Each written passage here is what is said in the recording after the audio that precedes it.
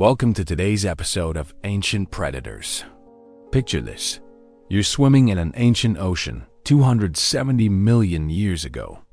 The water is crystal clear, but something is terrifyingly wrong. In the depths below, a shadow moves, not the sleek silhouette of any shark you'd recognize today, but something that defies imagination. 25 feet of pure nightmare with a mouth that looks like it was designed by a demented engineer. This is Helicoprion, and its jaw isn't just filled with teeth. It's equipped with what can only be described as a living chainsaw.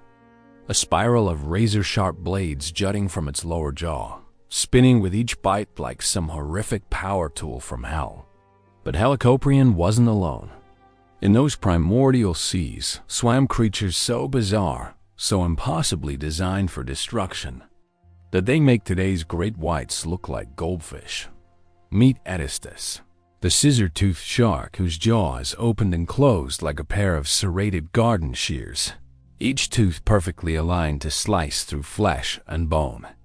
These weren't just predators, they were living weapons, evolutionary experiments in the art of killing that dominated Earth's oceans for millions of years. How did these impossible creatures actually work? What did they hunt? And why did nature create such extreme killing machines? Tonight, we're diving into the deepest, darkest chapters of prehistoric ocean terror to uncover the truth about when sharks had chainsaws for mouths. Prepare yourself for a journey into an alien underwater world where the very laws of nature seem designed for maximum carnage. Chapter 1. The Buzzsaw discovery in 1899. Russian geologist Alexander Petrovich Krupinski made a discovery that would haunt paleontologists for over a century. Deep in the Ural Mountains, buried in ancient limestone that once formed the bottom of a primordial sea, he found something that shouldn't exist. The fossil looked like a nautilus shell at first glance, a perfect spiral of calcified material. But as Krupinski examined it closer, his excitement turned to bewilderment. This wasn't a shell, it was teeth. Dozens of razor-sharp teeth arranged in a terrifying spiral formation, each one perfectly preserved in stone. Krupinski named his discovery Helicoprion, meaning spiral saw, but naming it was the easy part. Understanding what it actually was would take scientists more than 100 years to figure out. For decades, paleontologists could only guess where this nightmare contraption belonged on the animal. Some suggested it protruded from the shark's snout like a narwhal's horn. Others placed it on the dorsal fin, imagining some sort of defensive weapon. The most bizarre theories had multiple spirals scattered across the creature's body like some aquatic Swiss Army knife of destruction. The problem was fundamental. Only the teeth preserved. Helicoprion, like all sharks, had a skeleton made of cartilage rather than bone. While this makes living sharks incredibly flexible and efficient predators, it means their bodies almost never fossilize. All that remains are the hardest parts. Teeth. The breakthrough came in 2013 when Dr. Leif Tapanilla and his team at Idaho State University got their hands on a complete Helicoprion fossil specimen, the first ever found with the cartilage preserved around the teeth. Using cutting-edge CT scanning technology, they could finally see inside the fossil without damaging it. What they discovered changed everything. The spiral wasn't external at all. It was housed entirely within the lower jaw, positioned like the world's most terrifying tongue. As the jaw closed, the spiral would rotate backward, drawing prey deeper into the mouth while simultaneously slicing through it. The largest known Helicoprion specimen, housed in the Idaho Museum of Natural History, tells a story of almost incomprehensible size. The tooth whorl alone measures 56 centimeters across nearly 2 feet of pure cutting power. Conservative estimates suggest the creature that owned this mouth was at least 25 feet long, weighing over half a ton. But some researchers believe the largest individuals could have reached lengths of 35 feet or more. making them among the largest predators ever to swim Earth's oceans. To put this in perspective, imagine a great white shark, already one of nature's most perfect killers, but 50% longer and equipped with a weapon that makes its normal teeth look like toy needles. The Helicoprion wasn't just a predator, it was an apex predator in an ocean filled with creatures that would terrify us today. Perhaps the most shocking revelation was that Helicoprion wasn't technically a shark at all. The CT scans revealed skeletal features that placed it closer to modern ratfish and chimeras distant, cousins of sharks that today lurk in the deep ocean. This creature belonged to an ancient group called Eugeniodonts, a family of cartilaginous fish that had evolved their own twisted solutions to the problem of predation. The spiral saw wasn't just an unusual feature, it was revolutionary. Unlike modern sharks that continuously shed and replace their teeth, Helicoprion never lost a single tooth. Instead, new teeth grew at the base of the spiral, pushing older ones forward in an endless conveyor belt of cutting power. By the time an adult Helicoprion reached maturity, its mouth contained up to 180 individual teeth, all perfectly arranged in a configuration that maximized cutting efficiency. But how did this bizarre apparatus actually work? Computer models and biomechanical analysis revealed the terrifying truth. When hunting, Helicoprion would approach its prey with jaws wide open, the spiral positioned to snag and trap victims. As the jaws closed, the spiral rotated like a meat grinder, simultaneously slicing and pulling prey deeper into the throat. The motion was similar to a circular saw cutting through wood, except the wood was living flesh and the saw never stopped turning. Prey caught in this mechanism had no chance of escape. They would be systematically processed until nothing remained but fragments small enough to swallow. Scientists discovered that the spiral had multiple functional zones, each optimized for different aspects of prey processing. The front teeth served as hooks, snagging prey and preventing escape. The middle section acted as cutting blades, slicing through flesh and bone. The rear teeth functioned as crushers, breaking down fragments before they entered the throat. This wasn't random butchery, it was surgical precision. The spacing between teeth, the angle of each cutting edge, even the spiral's mathematical curvature had been perfected through millions of years of evolution to create the most efficient biological food processor ever devised. Helicoprion represented the ultimate expression of predatory innovation. While other sharks relied on speed, stealth, or brute force, Helicoprion had solved the problem of predation through engineering. It was a living machine designed for one purpose: converting other living things into food with maximum efficiency and minimum waste. The discovery of Helicoprion's true anatomy didn't just solve a century-old mystery. It revealed that evolution was capable of innovation so extreme they bordered on the impossible.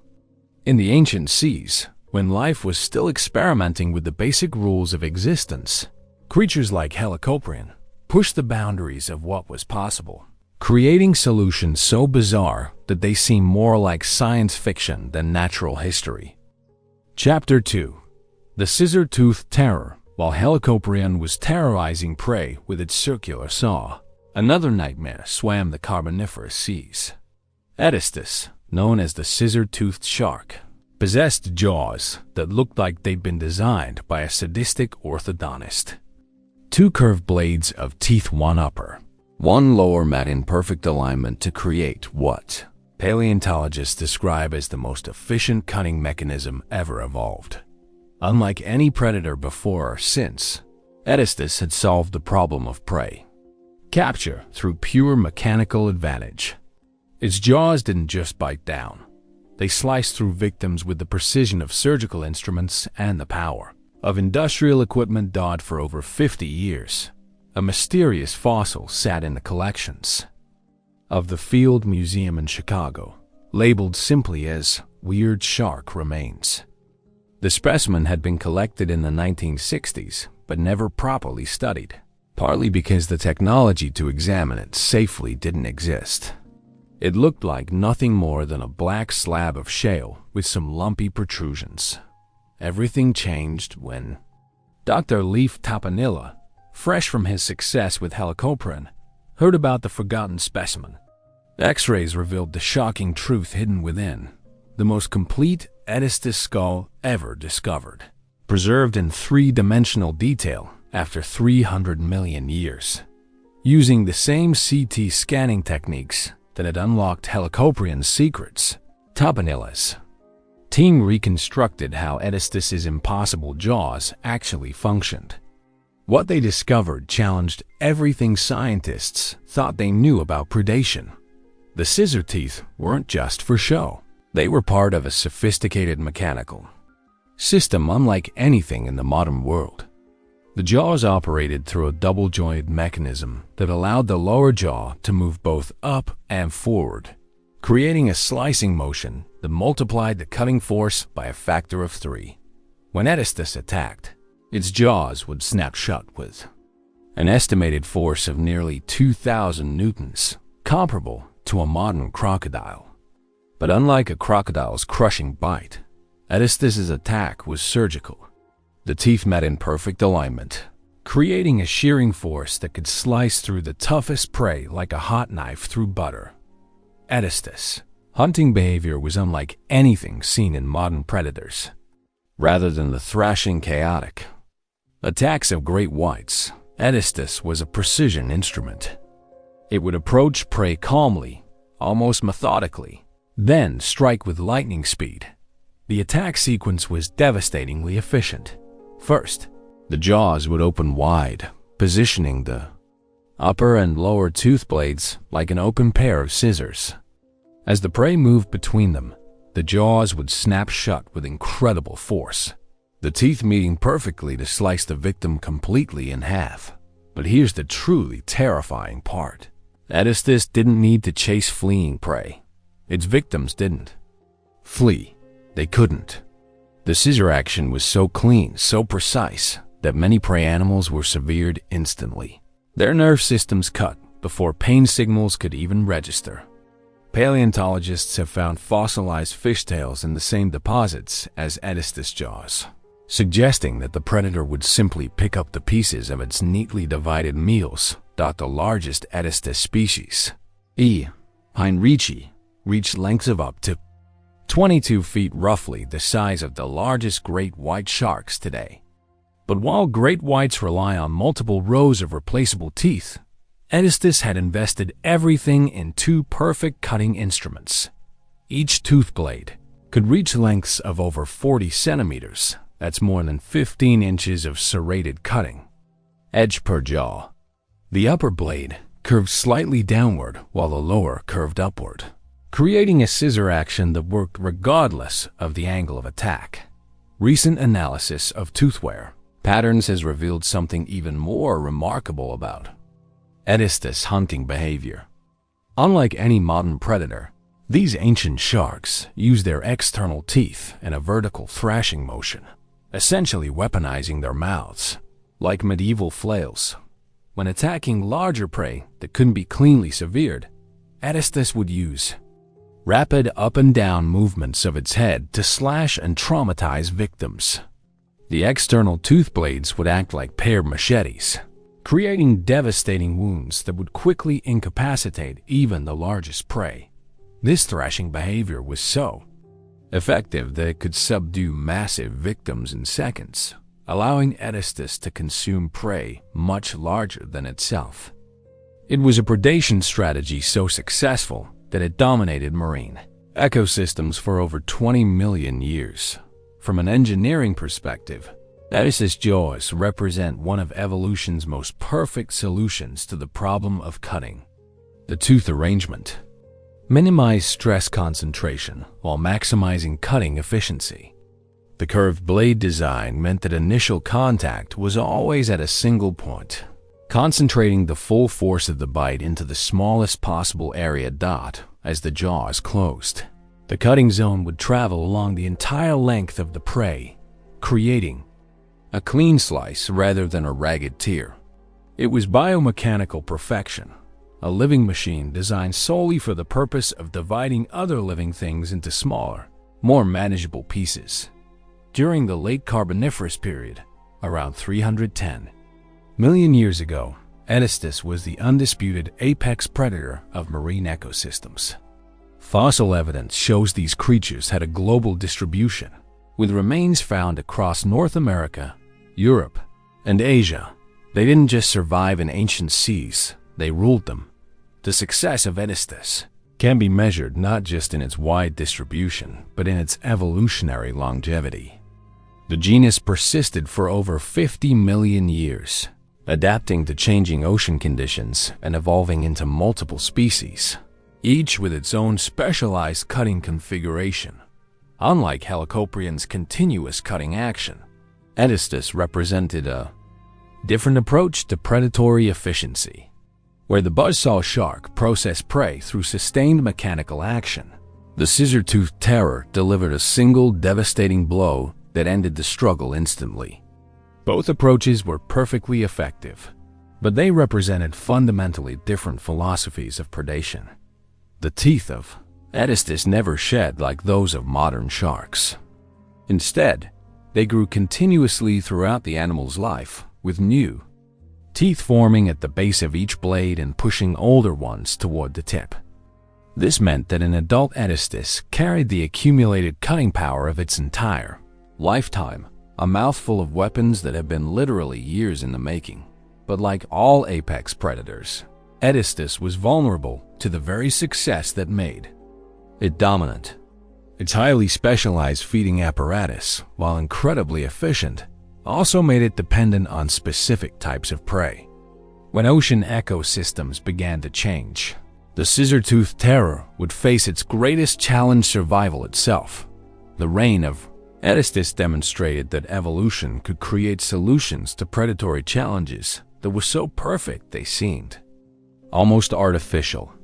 These weren't random accumulations of favorable traits. They were engineered systems that had been refined through millions of years of selective pressure into machines of almost impossible efficiency. Chapter 3: The Golden Age of Shark Terror. The Carboniferous period, spanning from 359 to 299 million years ago, is known to paleontologists as the Golden Age of Sharks. But these weren't the sleek, familiar predators we know today. They were evolutionary experiments in terror, bizarre, impossible creatures that redefined what it meant to be a marine predator. The oceans of this era were alien, worlds filled with creatures so strange they seem like the fevered imaginings of a horror novelist. Massive armored fish called placoderms had recently vanished, leaving ecological niches wide open for new predators to fill. Into this vacuum stepped the cartilaginous fish, and they came armed with innovations that would make modern sharks look conservative by comparison. While Helicoprion and Edestus terrorized the oceans, an equally fearsome predator lurked in the freshwater systems of the Carboniferous world. Orthocanthus, reaching lengths of up to 10 feet, was a freshwater shark that would make modern river swimming absolutely impossible. Unlike its marine cousins, Orthocanthus had evolved for stealth, hunting in murky swamps and rivers. Its eel-like body could undulate through dense vegetation, while a massive spine protruding from the back of its head served as both weapon and deterrent. But it was the teeth that made Orthocanthus truly terrifying. Each tooth was tricusped 3, sharp points arranged in a trident pattern with a large central spike flanked by 2 smaller cutting edges. This design was perfect for grabbing and holding struggling prey in the turbulent waters of ancient river systems. Once caught, victims had no hope of escape from these dental fish hooks.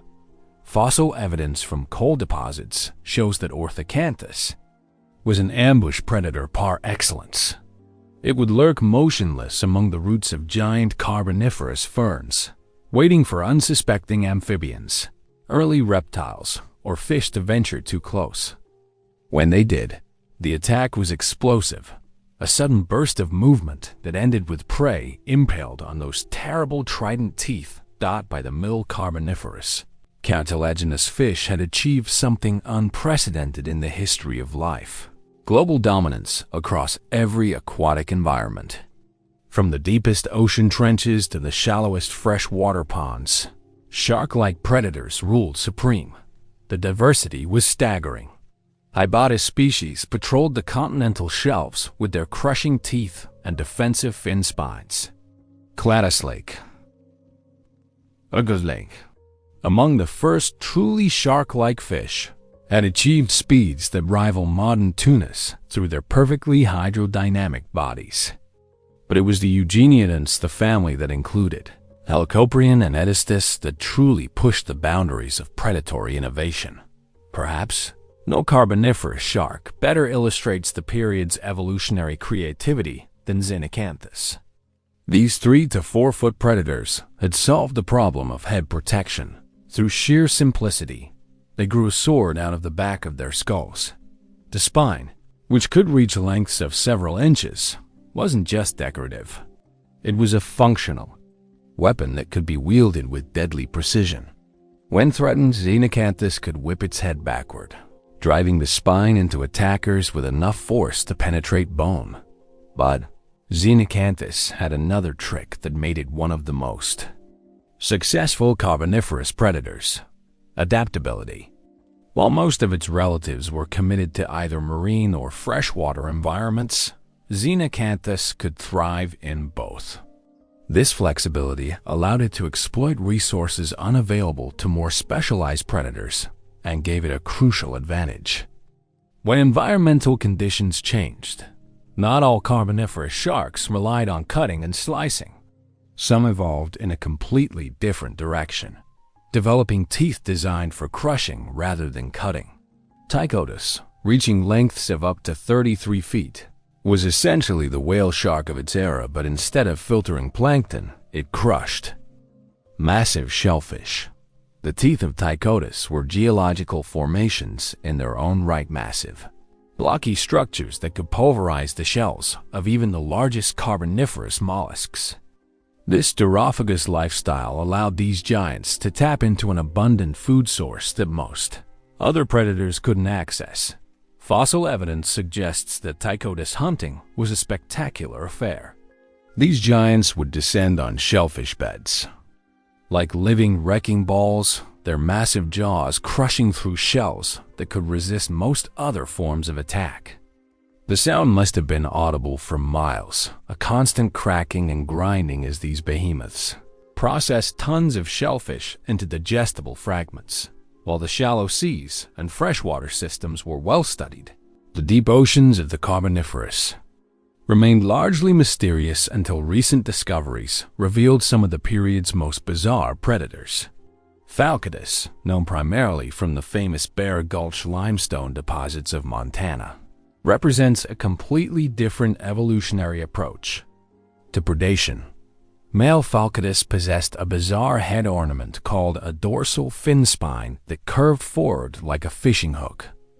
Recent analysis suggests this structure wasn't defensive, but was actually used in complex mating rituals and possibly in prey capture. The spine could be erected and manipulated with muscular control, creating a tool that had no equivalent in the modern world. The success of carboniferous sharks created an evolutionary arms race that drove innovation on both sides of the predator-prey relationship. As sharks developed more efficient killing mechanisms, their prey evolved increasingly sophisticated defensive strategies. Crinoids, the sea lily that carpeted carboniferous seafloors, developed flexible stems that could rapidly contract when predators approached. Brachiopods evolved shells with complex locking mechanisms that could resist all but the most determined attacks.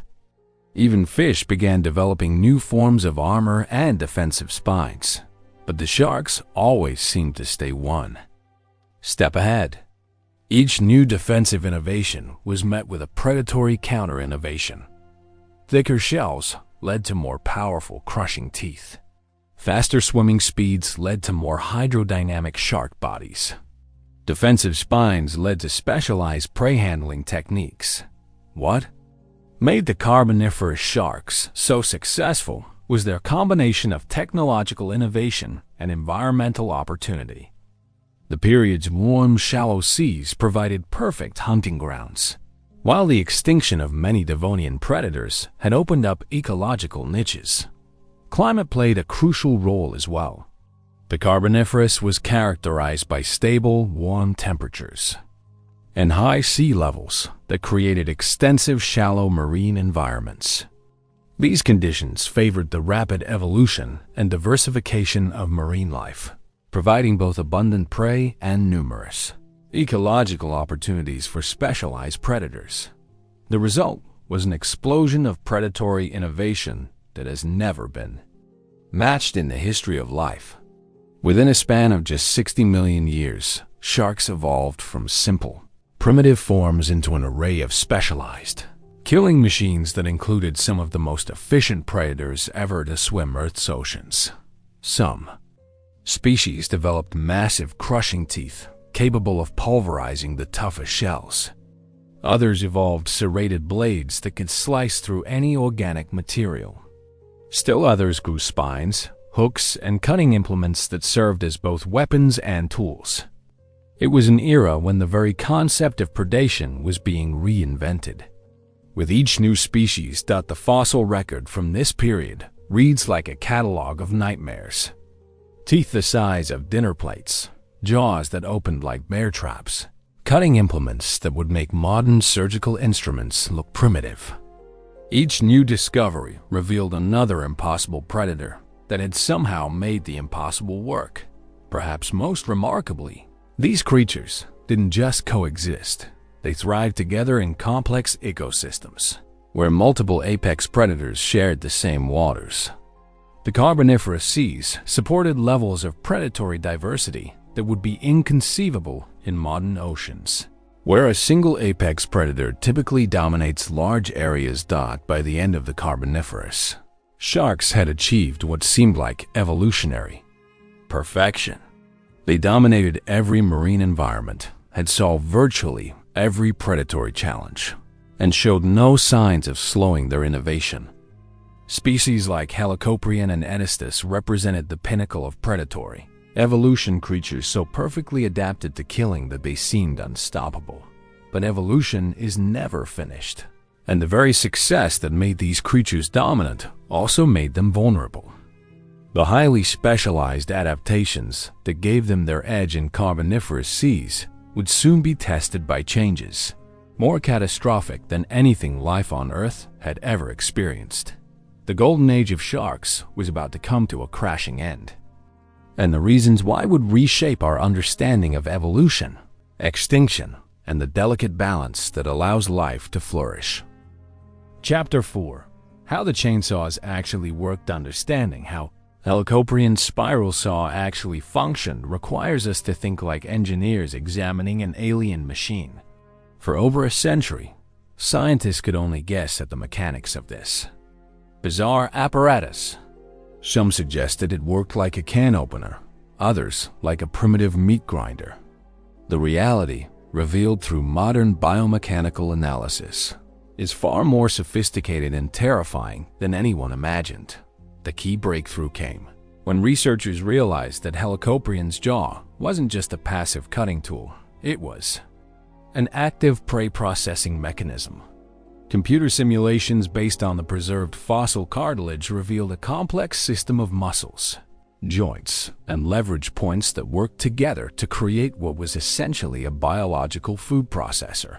When Helicoprion approached prey, the hunting sequence followed a precise mechanical choreography. The creature would begin with its jaws wide open, the spiral positioned vertically within the mouth cavity, like a coiled spring waiting to be released. This initial positioning was crucial. It allowed maximum gape while keeping the cutting apparatus safely contained within the jaw. As prey moved into striking range, Helicoprion would execute a rapid bite closure. But this wasn't a simple snapping motion like modern sharks. Instead, The jaw closure triggered a complex mechanical sequence that transformed the predator's mouth into an active feeding machine. The spiral's orientation was critical to its function. Unlike earlier theories that suggested random cutting action, the tooth whorl was precisely angled to create a controlled feeding pathway. As the jaws closed, the front teeth of the spiral would make first contact with prey, acting like hooks to prevent escape. Here's where the engineering becomes truly remarkable. The spiral didn't just cut, it guided. As the jaws continued closing, the curved arrangement of teeth created a pathway that forced prey deeper into the mouth while simultaneously processing it into smaller pieces. It was like a combination conveyor belt and industrial shredder operating at biological speeds. The biomechanics involve forces that seem impossible for a living creature. When fully engaged, the spiral could generate cutting pressures of over 1,500 pounds per square inch, enough to slice through bone, cartilage, and the toughest organic materials. But this force wasn't applied randomly. It was precisely controlled and directed through the spiral's geometry. Each tooth in the whorl had a specific function based on its position. The frontmost teeth, slightly recurved and sharp-pointed, served as the initial capture mechanism. These teeth would penetrate and hold prey, preventing any possibility of escape once the attack began. The middle section of the spiral contained the primary cutting teeth, larger, more robust structures with serrated edges that could slice through virtually any organic material. These teeth were positioned at angles that maximized cutting efficiency while minimizing the energy required for each slice. The innermost teeth, closest to the throat, functioned as the final processing stage. Smaller and more numerous, these teeth would break down any remaining large fragments into pieces small enough to swallow. By the time prey reached this stage, it had been systematically reduced from a living animal to process nutrition. The spiral's logarithmic curve wasn't accidental. It was mathematically optimized for maximum efficiency. Computer analysis revealed that the specific angles and spacing of teeth created the most effective possible configuration for prey processing. It was as if evolution had solved complex engineering equations to create the perfect biological cutting mechanism. But perhaps most remarkably, the entire system was self-sharpening. As teeth wore down from use, new ones grew at the base of the spiral, pushing older teeth forward. This meant that Helicoprion always maintained peak cutting efficiency throughout its life. It was a weapon that literally grew sharper with use. The muscular system that powered this apparatus was equally impressive. Helicoprion had evolved specialized jaw muscles that could operate the spiral with incredible precision. Unlike modern sharks that rely primarily on brute force, Helicoprion's attack was a carefully orchestrated, mechanical process that maximized efficiency while minimizing energy expenditure. Recent analysis of tooth wear patterns has revealed additional details about how the spiral functioned during feeding. Microscopic examination shows distinctive wear marks that indicate the teeth moved in specific patterns relative to prey. This wasn't random destruction, it was controlled processing that left characteristic signatures on the cutting surfaces. The spiral could process prey in multiple ways, depending on the size and type of victim. Small fish and squid would be caught and processed in a single bite cycle, with the entire sequence taking less than a second.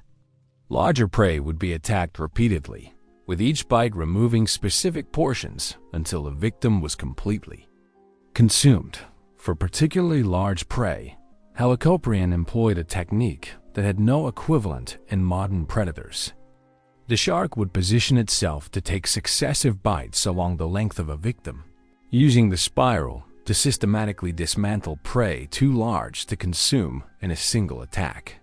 It was surgical, predation precise, methodical, and utterly devastating. Spiral's effectiveness wasn't limited to cutting.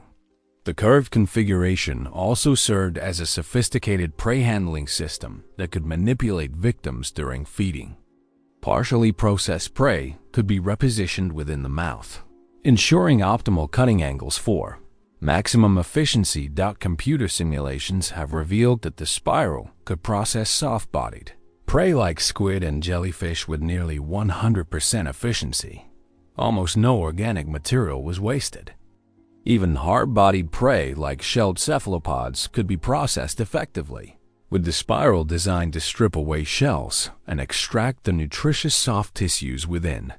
The engineering implications of Helicoprion's feeding mechanism are staggering.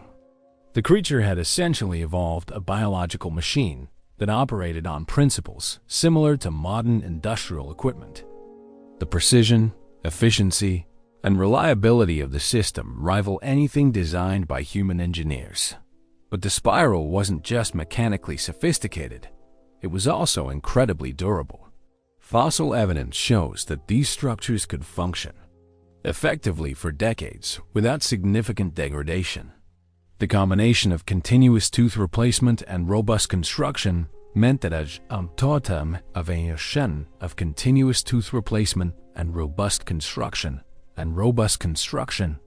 meant that Helicoprion's cutting apparatus would remain effective throughout its entire life. The integration of the spiral with the rest of the feeding system was equally remarkable. The jaw muscles, skull structure, and even the shape of the throat had all evolved to work in perfect harmony with the cutting mechanism. It wasn't just a mouth with unusual teeth. It was a completely integrated feeding system optimized for maximum predatory efficiency. Understanding how Helicoprion's spiral actually worked reveals it to be one of evolution's most remarkable achievements, a biological machine that pushed the boundaries of what was possible through natural selection. The precision engineering, mathematical optimization, and mechanical sophistication of this system demonstrate that evolution can create solutions that rival anything produced by human technology. The spiral saw of Helicoprion wasn't just an unusual feature, it was a revolutionary approach to predation that represented millions of years of evolutionary refinement. It was nature's attempt to create the perfect killing machine, and by any measure, it succeeded spectacularly. Chapter 5. The Death of the Chainsaws. By the end of the Permian period, 252 million years ago, creatures like Helicoprion and Edestus had ruled the oceans for nearly 100 million years. They had survived ice ages, volcanic eruptions, and countless smaller extinction events. Their bizarre cutting mechanisms had proven so effective that they seemed invincible evolutionary perfection achieved through millions of years of refinement. But perfection, as it turns out, can be a fatal weakness. The very specializations that made these creatures so successful in Permian seas would become death sentences when faced with the most catastrophic event in Earth's history, the Permian Triassic extinction, known to scientists as the Great Dying.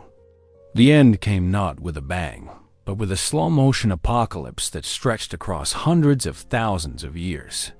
In what is now Siberia, massive volcanic eruptions began pumping unprecedented amounts of toxic gases into the atmosphere. These weren't ordinary volcanoes. They were flood basalt eruptions that covered an area larger than modern Europe with layers of lava miles thick. The Siberian traps, as geologists call this volcanic province, released more poison into Earth's atmosphere than any event before or since. Sulfur dioxide turned rain into acid that dissolved shells and corroded organic tissues. Carbon dioxide created a greenhouse effect so severe that ocean temperatures rose to levels that could kill most marine life. But perhaps most deadly of all was hydrogen sulfide, a gas so toxic that it could kill in minutes. As these gases saturated the oceans, they created conditions that no complex life had ever faced. Ocean chemistry changed so drastically that the very water became hostile to life. Oxygen levels plummeted while toxic concentrations of metals and acids accumulated in the water column. The oceans became a planet-wide death trap for generalists. Predators that could adapt their diets and hunting strategies. There was at least a chance of survival. But creatures like Helicoprion and Edestus had spent millions of years evolving into perfect specialists. Their cutting mechanisms were optimized for specific types of prey and specific ocean conditions. When those conditions changed, their evolutionary masterpieces became evolutionary liabilities. Helicoprion's spiral saw, engineered for processing soft-bodied cephalopods and medium-sized fish, became useless when those prey species began dying. En masse, the creature's entire feeding strategy depended on abundant populations of specific prey types. As the ocean's food webs collapsed, Helicoprion found itself equipped with the perfect tool for hunting animals that no longer existed. Edestus faced similar challenges. Its precision cutting mechanism was designed for clean, efficient kills in clear water with healthy prey populations. But the Great Dying created oceans filled with decomposing organic matter, toxic algal blooms, and the floating carcasses of countless dead organisms. The scissor-toothed shark's surgical approach to predation was useless in a world where most potential prey was already dead or dying. The collapse happened in stages, each one making survival more difficult for the chainsaw sharks. First, the smallest organisms died: the plankton, small fish, and invertebrates that formed the base of marine food webs. This might seem like it would have little direct impact on apex predators, but the effects cascaded upward through the ecosystem with this devastating consequences. As the small prey species vanished, the medium-sized animals that fed on them began to starve. These were exactly the creatures that Helicoprion and Edestus had evolved to hunt. Within a few thousand years, an instant in geological time, the ocean's productive food webs had collapsed into a simplified system dominated by a few hardy survivors. The specialized cunning mechanisms that had made these predators so successful now worked against them. A great white shark can eat almost anything: fish, seals, other sharks, even garbage. But Helicoprion's spiral saw was useless for scavenging or processing the limited types of prey that survived the extinction. It was like trying to perform surgery with a chainsaw. The tool was too specialized for the job at hand. Even worse, the energy costs of maintaining such complex feeding apparatus became prohibitive when food was scarce. The muscular systems needed to operate the spiral saw and scissor teeth required enormous amounts of energy. In a world where calories were increasingly rare, these creatures couldn't afford to maintain their biological power tools. The ocean chemistry changes created additional problems that pushed the chainsaw sharks toward extinction. The acidification caused by volcanic gases made it difficult for cartilaginous fish to maintain their internal chemistry. Their skeletons, made of cartilage rather than bone, were particularly vulnerable to the changing pH levels that characterized post-extinction. Ocean's temperature changes added another layer of stress. The greenhouse effect, created by volcanic gases, raised ocean temperatures to levels that many marine organisms couldn't tolerate.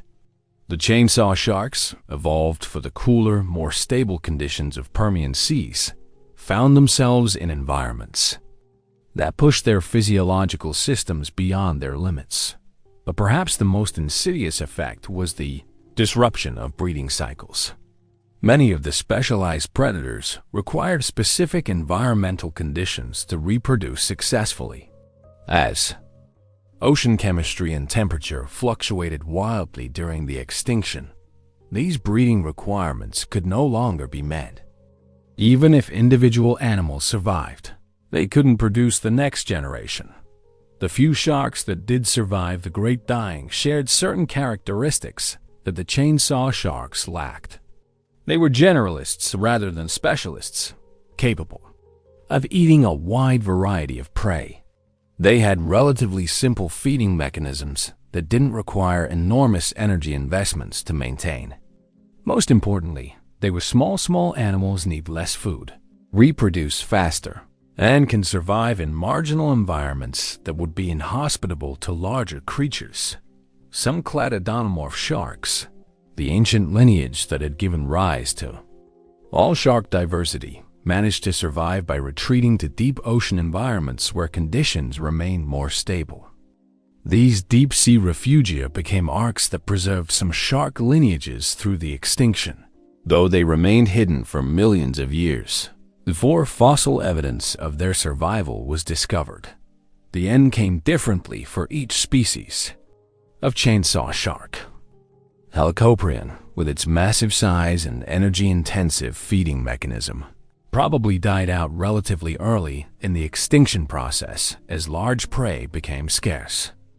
Edestus, somewhat smaller and more efficient, may have persisted longer, but ultimately faced the same fate as its ecosystem collapsed around it. Recent discoveries have revealed that some members of the Eugenian family may have survived longer than previously thought. Fragmentary fossils from early Triassic deposits suggest that a few species managed to persist into the recovery period following the extinction. But these were shadow populations, small, rare, and ultimately doomed as the post-extinction world evolved in directions that made their specialized adaptations obsolete. The final irony is that the very innovations that had made these creatures so successful ultimately sealed their fate. Their cutting mechanisms represented millions of years of evolutionary investment, biological masterpieces that couldn't be easily modified or abandoned. When the world changed, they couldn't change with it. Modern sharks succeeded where the chainsaw sharks failed because they maintained flexibility. Instead of investing everything in a single perfect solution, they developed modular systems that could be adapted to different circumstances. Their teeth could be replaced, their feeding behaviors modified, their prey preferences adjusted as conditions changed. The Great Dying marked the end of an era, not just for the chainsaw sharks, but for the entire concept of extreme specialization in marine predators. Never again would evolution produce creatures quite so bizarre, so perfectly adapted to specific conditions, so magnificently specialized for the art of killing. The ocean had learned a harsh lesson about the dangers of evolutionary overconfidence. By 250 million years ago, the last of the chainsaw sharks had vanished from Earth's oceans. Their cutting mechanisms, perfected over geological ages, were fossilized into stone-silent testament to evolution's greatest experiment in predatory innovation. The age of biological power tools was over. Chapter 6. The Fossil Hunters. The story of how we discovered these impossible creatures is almost as remarkable as the animals themselves. For over a century, paleontologists found themselves confronting fossils that seemed to mock the very laws of biology. Spirals of teeth with no obvious place on any known animal. Curved blades that looked more like medieval weapons than biological structures. These weren't just unusual fossils. They were puzzles that challenged everything scientists thought they knew about prehistoric life. The first hint that something extraordinary lurked in Earth's ancient past came from coal miners in the American Midwest during the late 1800s. As they dug through carboniferous deposits that had once been shallow seas, they began uncovering strange, tooth-like structures unlike anything in the modern world. Most miners simply discarded these oddities, but a few ended up in the hands of scientists who recognized them as something unprecedented. Dr. Joseph Leidy, one of America's pioneer paleontologists, was among the first to realize that these weren't random curiosities, but evidence of creatures that defied imagination. In 1855, he formally described Edestus based on a fragmentary specimen from Indiana.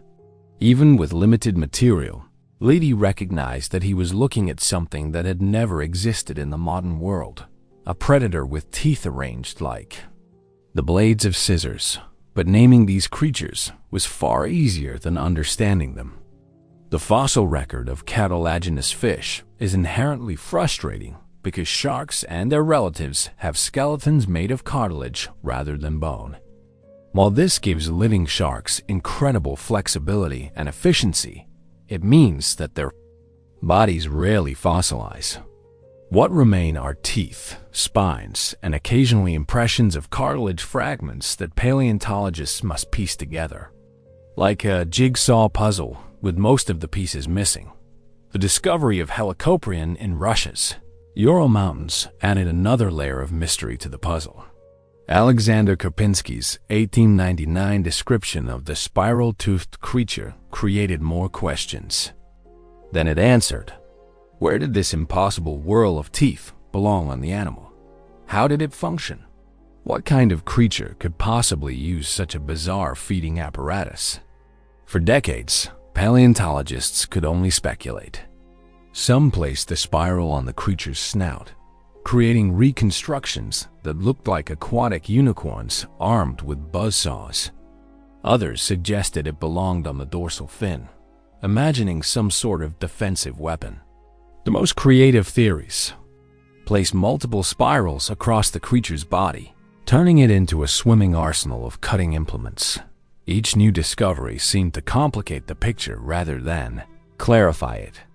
Edestus specimens from coal deposits across the American Midwest revealed the existence of multiple species, each with slightly different tooth configurations.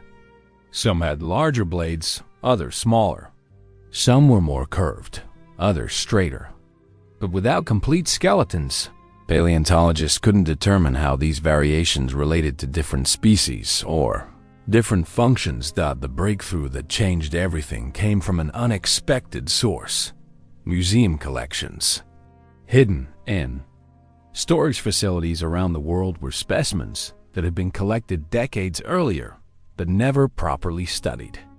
As technology advanced, paleontologists began to realize that these worthless fragments might contain the keys to unlocking ancient mysteries. Dr. Leif Tapanilla's work at Idaho State University exemplifies this new approach to paleontology. Rather than focusing solely on finding new fossils, Tapanilla and his team began re-examining old specimens with cutting-edge technology. Their first major success came with a Helicoprion specimen that had been in the Idaho Museum's collection for years.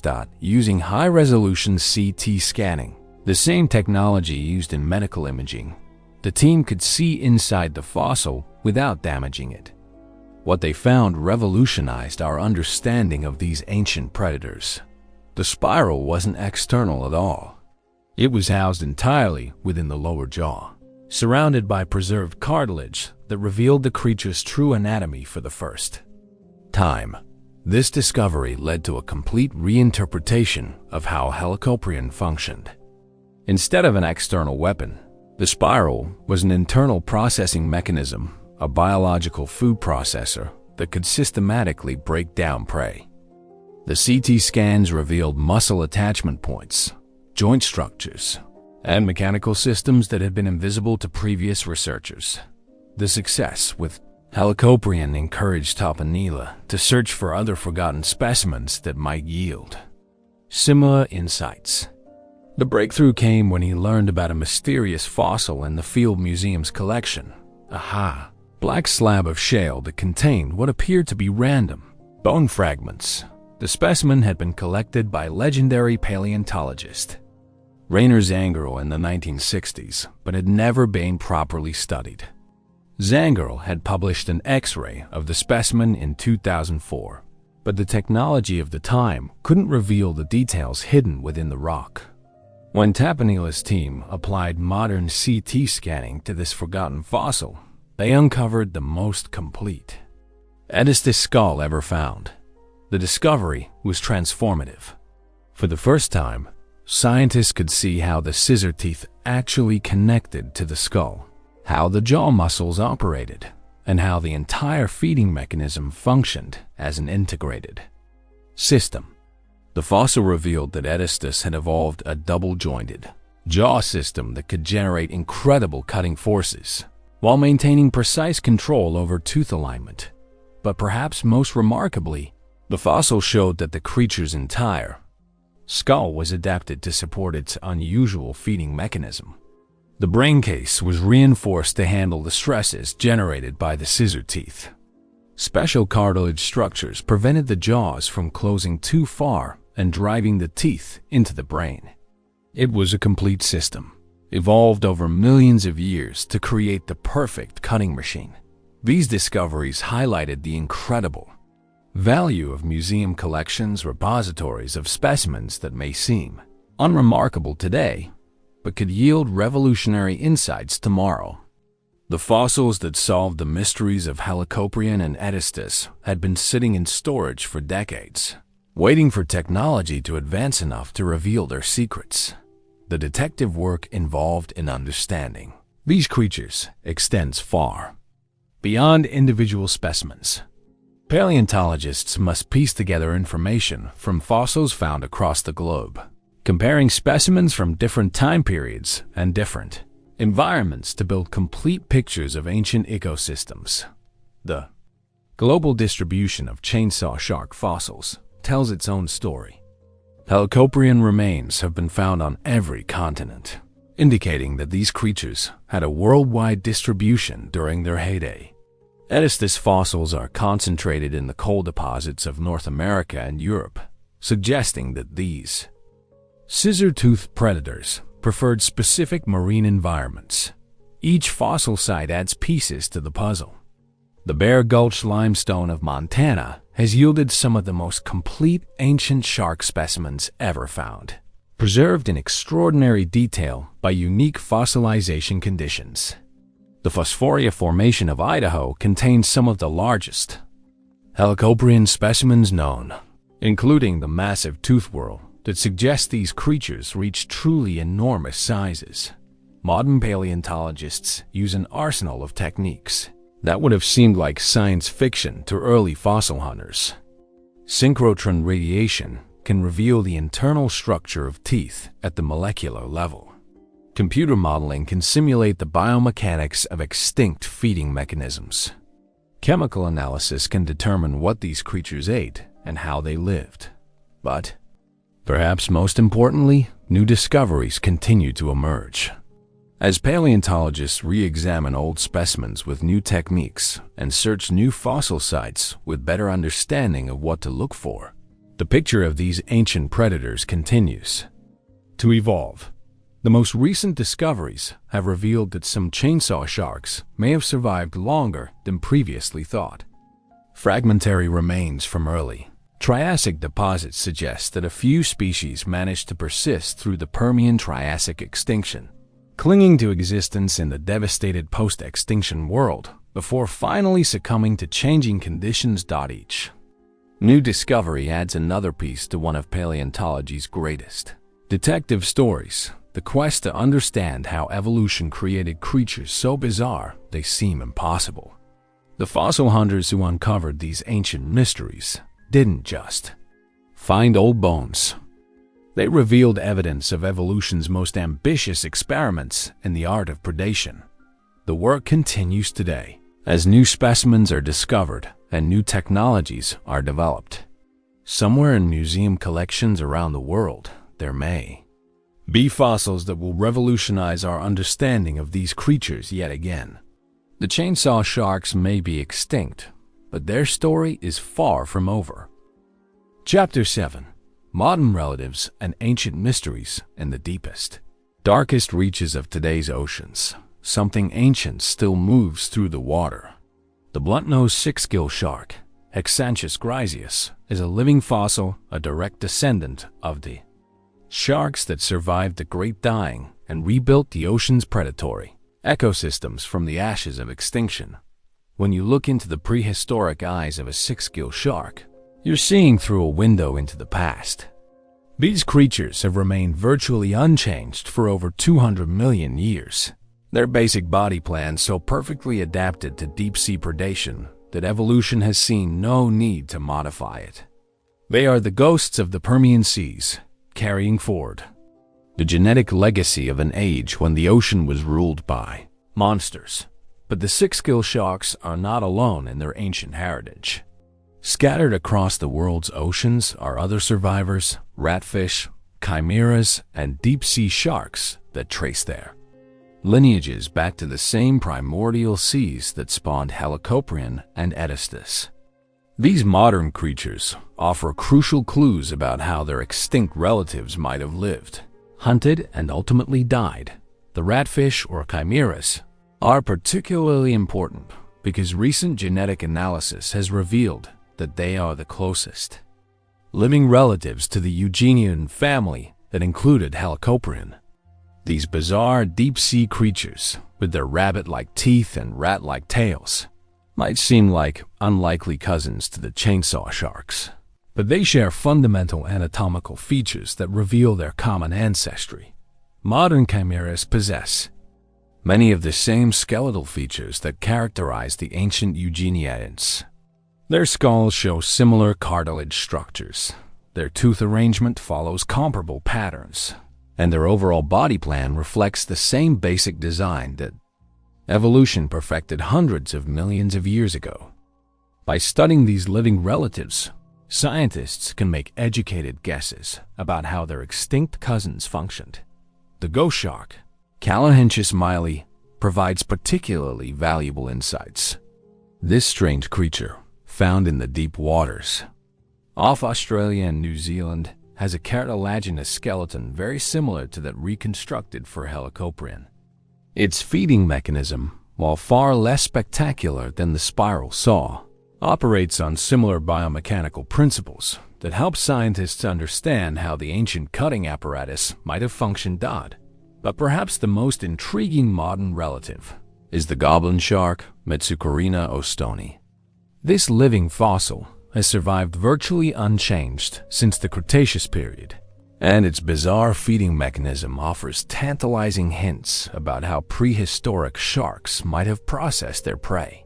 When attacking, the goblin shark can shoot its jaws forward like a projectile, extending them far beyond the front of its skull to snag prey that would otherwise be out of reach.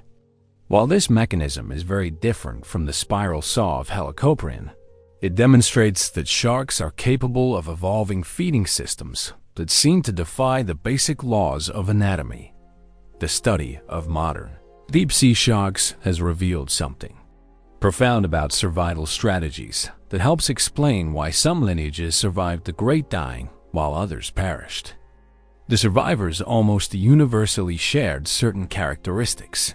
They were relatively small, generalist feeders capable of eating a wide variety of prey, and they possessed simple, energy-efficient feeding mechanisms.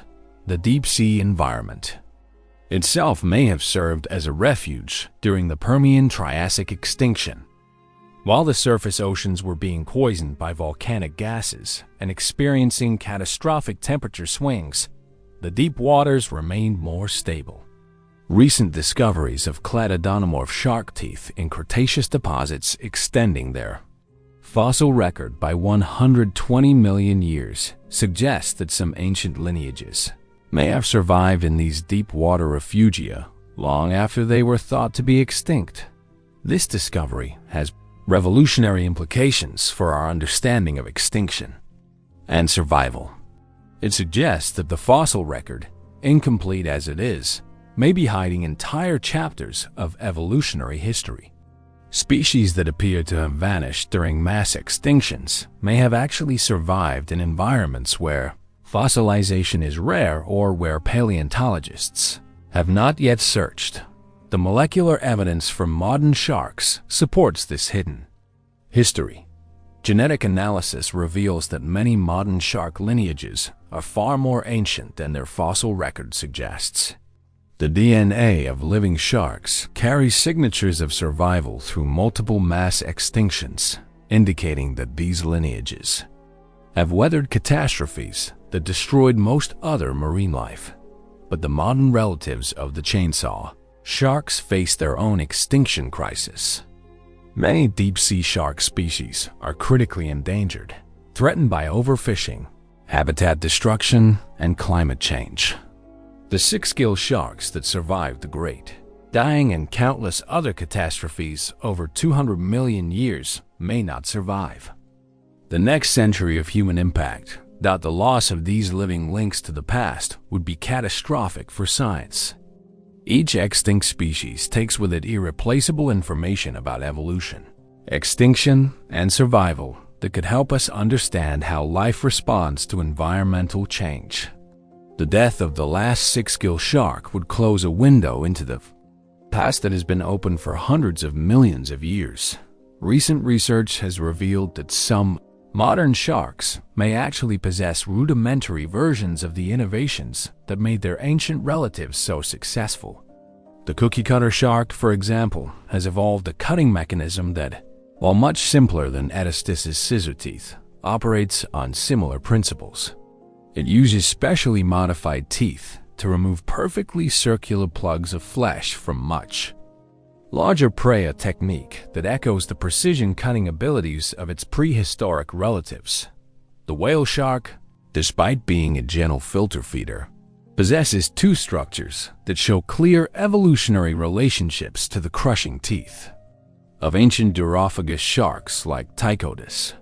Hidden within its massive mouth are thousands of tiny teeth that serve no obvious function in its current lifestyle, but represent evolutionary echoes of a more predatory past. These evolutionary remnants suggest that the genetic toolkit for creating extreme feeding specialization still exists within modern shark lineages. Given the right environmental pressures and sufficient time, evolution could theoretically produce new chainsaw sharks, with cutting mechanisms as bizarre and effective as their ancient predecessors. The study of shark evolution has been revolutionized by advances in molecular biology that allow scientists to trace evolutionary relationships with unprecedented precision.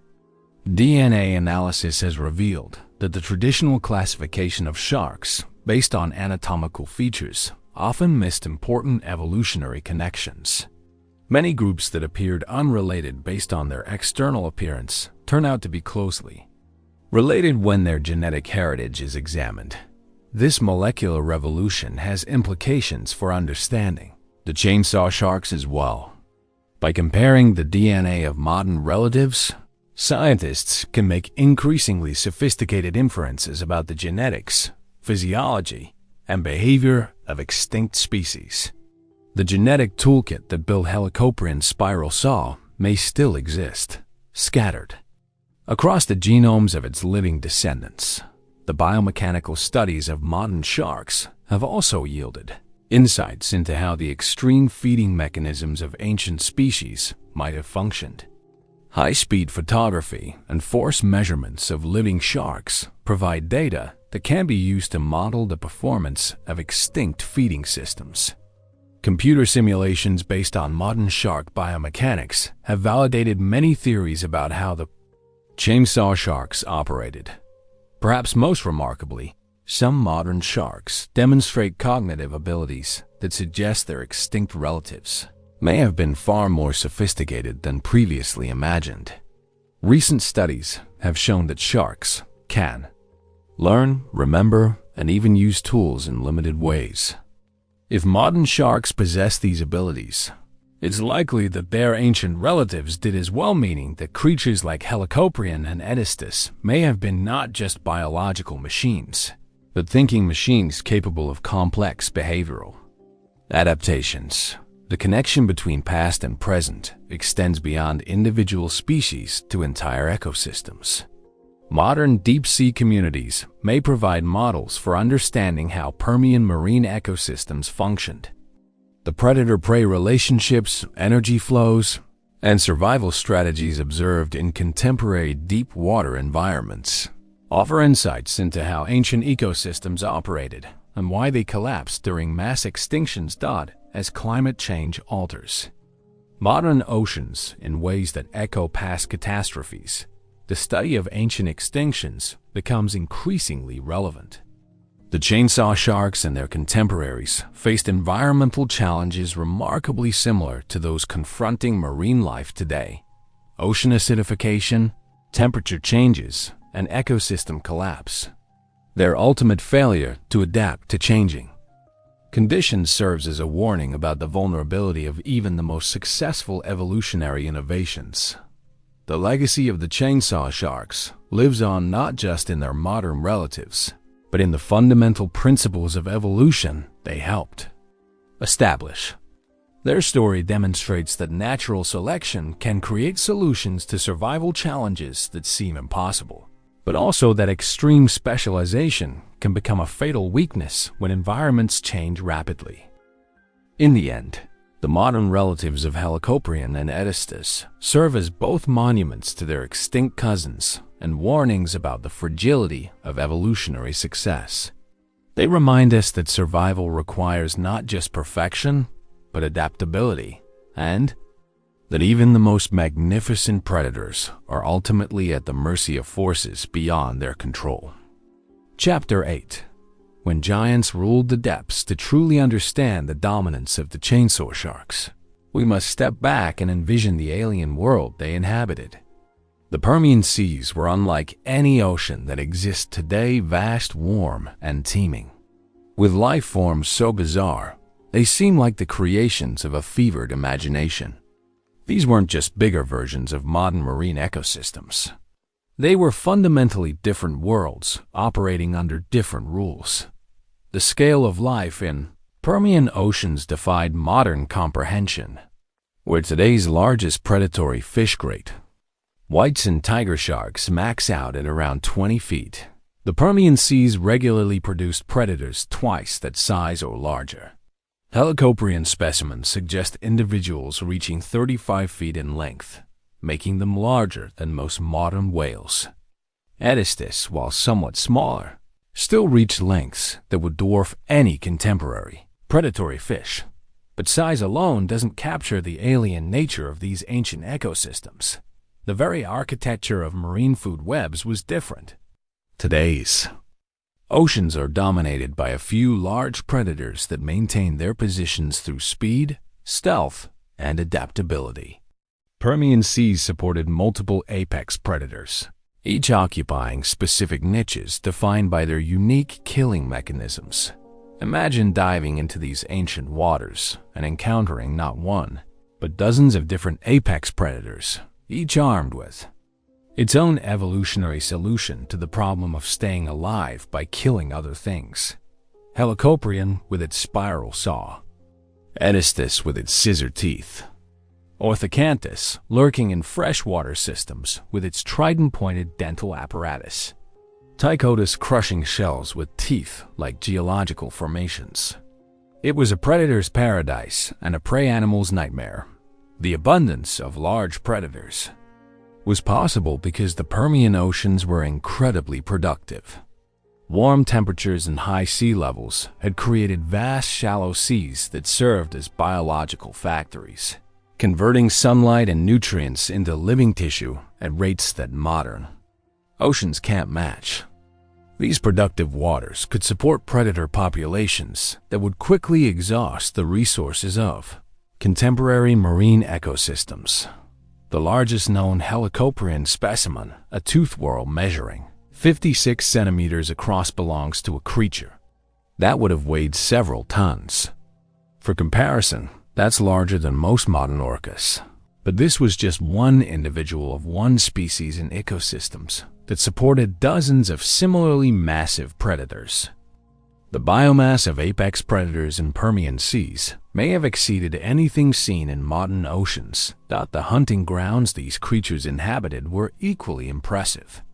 The Permian period saw some of the highest sea levels in Earth's history, with vast areas of the continents flooded by shallow, warm seas.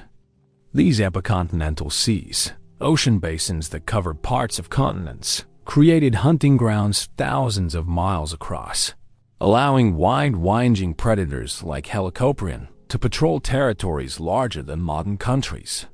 The Phosphoria Sea, which covered much of the western United States during the Permian, was one such hunting ground.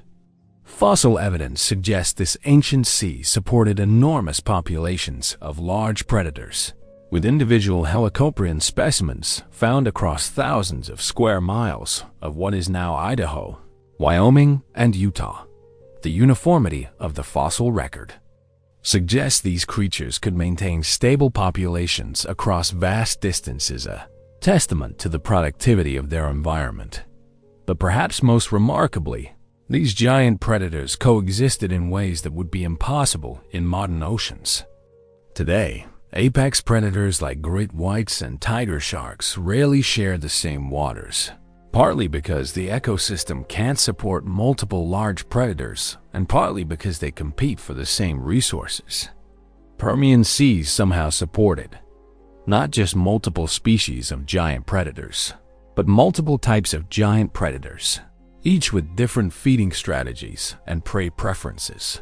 The secret to this coexistence lay in the extreme specialization that characterized Permian predators. Helicoprion was optimized for processing soft-bodied cephalopods and medium-sized fish. Edestus specialized in cleanly severing prey that couldn't be swallowed whole. Tychotus focused on shell crushing and processing hard-bodied invertebrates. Each predator had carved out its own ecological niche, reducing direct competition while maximizing the efficiency of prey utilization. This specialization created predatory ecosystems of staggering complexity. Computer models based on fossil evidence suggest that some Permian marine communities included over a dozen different apex predators, each occupying a specific role in the ecosystem's energy flow. It was like a precisely tuned machine where every component had been optimized for maximum efficiency. The prey animals that supported these predator populations were equally impressive. The Permian seas teemed with giant cephalopods, some reaching sizes that would dwarf modern giant squids. Ammonoids with shells several feet across cruised through waters that also hosted massive brachiopods, crinoids, and other invertebrates that provided abundant food for specialized predators. The fish populations were equally spectacular. Schools of primitive bony fish filled the water column, while giant sharks and other cartilaginous fish competed for position in the predatory hierarchy. Some Permian fish reach sizes that have never been equaled, with certain species growing to lengths of 30 feet or more, large enough to serve as prey for the biggest predators, while being formidable predators themselves. The three-dimensional nature of these ecosystems added another layer of complexity. Unlike modern oceans, where most large predators are confined to specific depth zones, Permian seas supported giant predators throughout the water column. Surface waters, mid-water zones, and even the seafloor each hosted their own communities of massive predators. This vertical stratification meant that the hunting grounds extended not just across thousands of square miles of ocean surface, but down through hundreds of feet of water depth.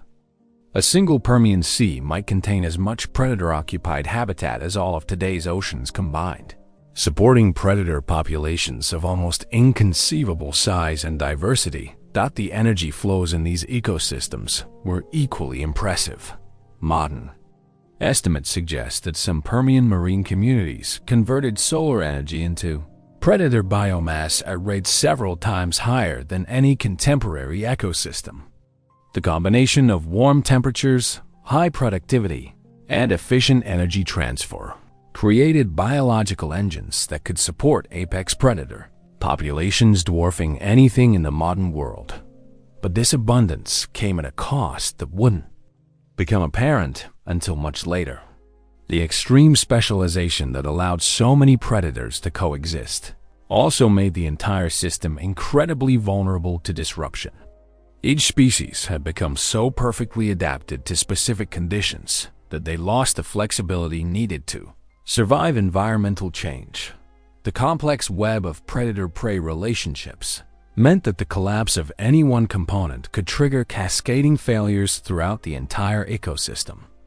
When the Great Dying began to disrupt ocean chemistry and temperature, the effects rippled through these tightly connected communities with devastating consequences. The fossil record from the end Permian shows a pattern of collapse that mirrors the complexity of the ecosystems themselves. The most specialized predators disappeared first, followed by their prey species, which then caused the collapse of other predator populations in an accelerating cascade of extinction that ultimately brought down the entire system. The scale of the collapse is staggering. Ecosystems that had taken millions of years to develop and had supported the largest predators in Earth's history were reduced to almost nothing within a few 100,000 years. It was like watching a magnificent cathedral being demolished, brick by brick, until nothing remained but rubble. By the end of the Permian-Triassic extinction, the Age of Giants was over. The shallow seas that had supported such massive predator populations were drained as sea levels dropped. The warm, productive waters that had served as biological factories became toxic waste dumps poisoned by volcanic gases. The complex food webs that had supported dozens of apex predators collapsed into simplified systems, dominated by a few hardy survivors. The early Triassic seas were ghost towns compared to their Permian predecessors. Small generalist predators eked out existences in simplified ecosystems that bore no resemblance to the complex communities they replaced. It would take tens of millions of years for marine ecosystems to even approach the complexity and productivity of their Permian predecessors. When large predators did eventually re-evolve during the Mesozoic, they followed different rules. Never again would evolution produce the extreme specialists that had characterized Permian seas. The lessons of the Great Dying had been written into the genetic memory of life itself. Survival requires flexibility, and perfection can be a path to extinction. The age when giants ruled the depths represents both the pinnacle of predatory evolution and its greatest cautionary tale. It shows us what life can achieve when conditions are perfect, but also reveals how quickly even the most successful ecosystems can collapse when those conditions change. The chainsaw sharks and their contemporaries weren't just large predators. They were the products of a unique moment in Earth's history when warm oceans, high productivity, and stable conditions allowed evolution to push the boundaries of what was possible. They represent life's greatest experiment in predatory innovation, and their ultimate failure serves as a reminder that even evolution's greatest successes are ultimately temporary. Chapter 9. The Science of Impossible Teeth. The teeth of creatures like Helicoprion and Edestus represent some of the most sophisticated biological engineering ever achieved by evolution. To understand just how remarkable these structures were, we need to examine them not just as fossils, but as precision instruments that evolved over millions of years to achieve mechanical perfection. Modern material science has revealed that shark teeth are among the most efficient cutting implements ever created, biological or artificial.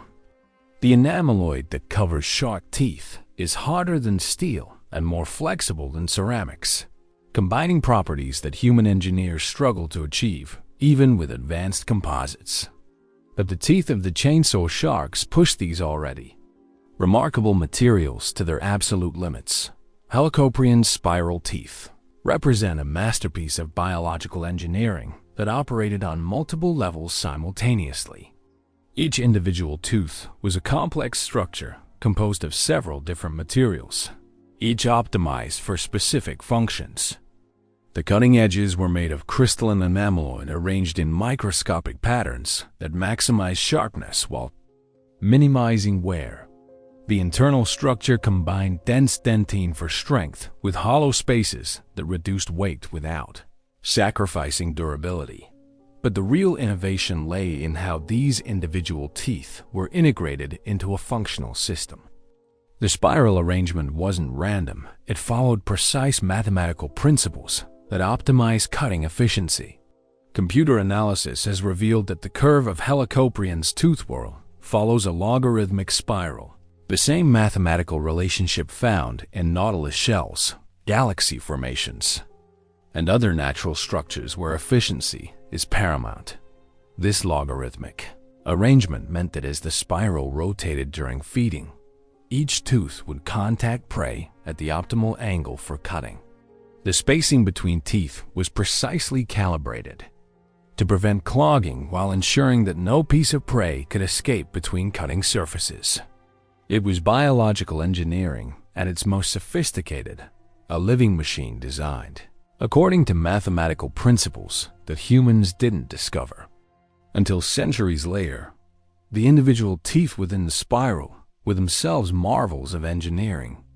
Unlike modern shark teeth, which are replaced regularly throughout the animal's life, Helicoprion teeth were permanent structures that had to remain functional for decades. This required a level of durability that pushed biological materials to their limits. Microscopic analysis reveals that each tooth was constructed like a composite material, with different layers serving different functions. The outer enameloid layer provided the cutting surface, but beneath it lay supporting structures that distributed stress and prevented catastrophic failure. Internal channels allowed for the circulation of nutrients that kept the tooth alive and capable of self-repair. The root system that anchored these teeth was equally sophisticated. Rather than simple attachment points, the roots formed complex interlocking structures that distributed the enormous forces generated during feeding across the entire jaw. It was like a biological version of modern engineering techniques used in high-stress applications, like aircraft construction. Edestus teeth represented a different approach to the same engineering challenges, where Helicoprion optimized for continuous cutting action. Edestus was designed for single, decisive strikes that would sever prey cleanly and efficiently. The scissor teeth had to be strong enough to cut through bone, sharp enough to slice through the toughest organic materials, and precise enough to align perfectly despite the tremendous forces involved. The engineering solution was remarkable in its elegance. Each tooth blade was constructed with a composite structure that combined maximum sharpness at the cutting edge with maximum strength at the base. The serrated edges weren't just decorative. They were precisely engineered to concentrate cutting forces at multiple points simultaneously, ensuring that the blade would slice rather than crush. The alignment mechanism that ensured the upper and lower blades met perfectly was a masterpiece of biological precision engineering. Fossil evidence reveals that Edestus possessed specialized cartilage structures that acted like mechanical guides, ensuring that the teeth came together with surgical precision despite the enormous forces involved. It was a biological equivalent of the precision manufacturing techniques used in modern industrial cutting tools. But perhaps most remarkably, both Helicoprion and Edestus had evolved self-sharpening systems that maintained peak cutting efficiency throughout their lives. As teeth wore down from use, new material was continuously added at base, pushing older, worn sections toward the cutting edge. This meant that the cutting surfaces were constantly being renewed, maintaining razor sharpness for decades. The metallurgy of these biological cutting tools was equally impressive. X-ray crystallography reveals that the enameloid in chainsaw shark teeth was organized in crystalline structures that rival modern ceramics in terms of hardness and wear resistance. The crystal orientation was precisely controlled to optimize cutting performance while minimizing the energy required for tooth growth and maintenance. Recent studies using synchrotron radiation have revealed even more sophisticated details about these remarkable structures.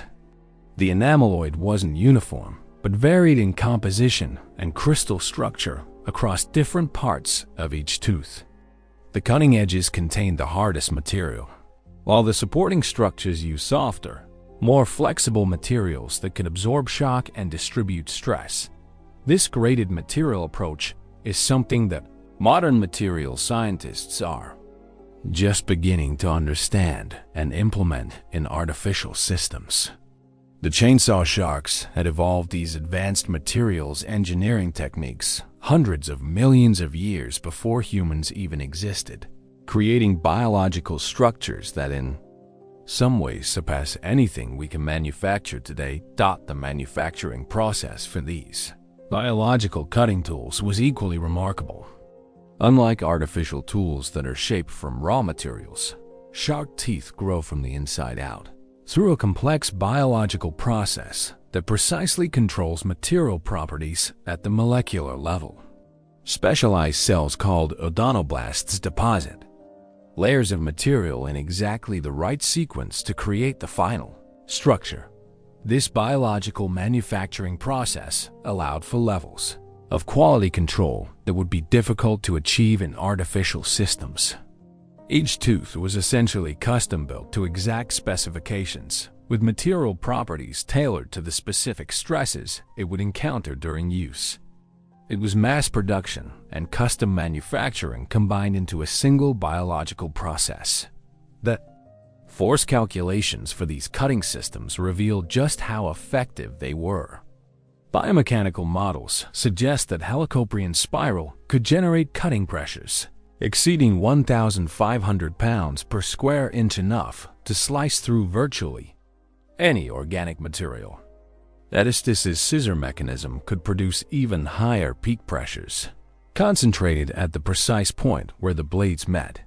These forces were achieved through sophisticated leverage systems that amplified the power generated by jaw muscles. The mechanical advantage of Edestus's double-jointed jaw system meant that relatively modest muscular effort could generate enormous cutting forces. It was biological engineering that achieved maximum output with minimum energy input. The durability of these systems was equally impressive. Wear pattern analysis suggests that individual teeth could remain functional for years or even decades, despite regular use.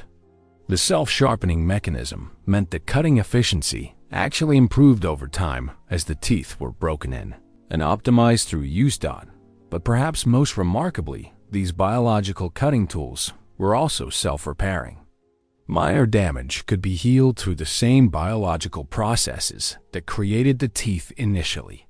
Cracks could be filled, worn surfaces could be renewed, and even substantial damage could be repaired given enough time. This combination of precision, manufacturing, advanced materials, sophisticated engineering, and self-repair capability created cutting tools that were in many ways superior to anything humans have ever produced. The chainsaw sharks had evolved biological technologies that we're still trying to understand and replicate.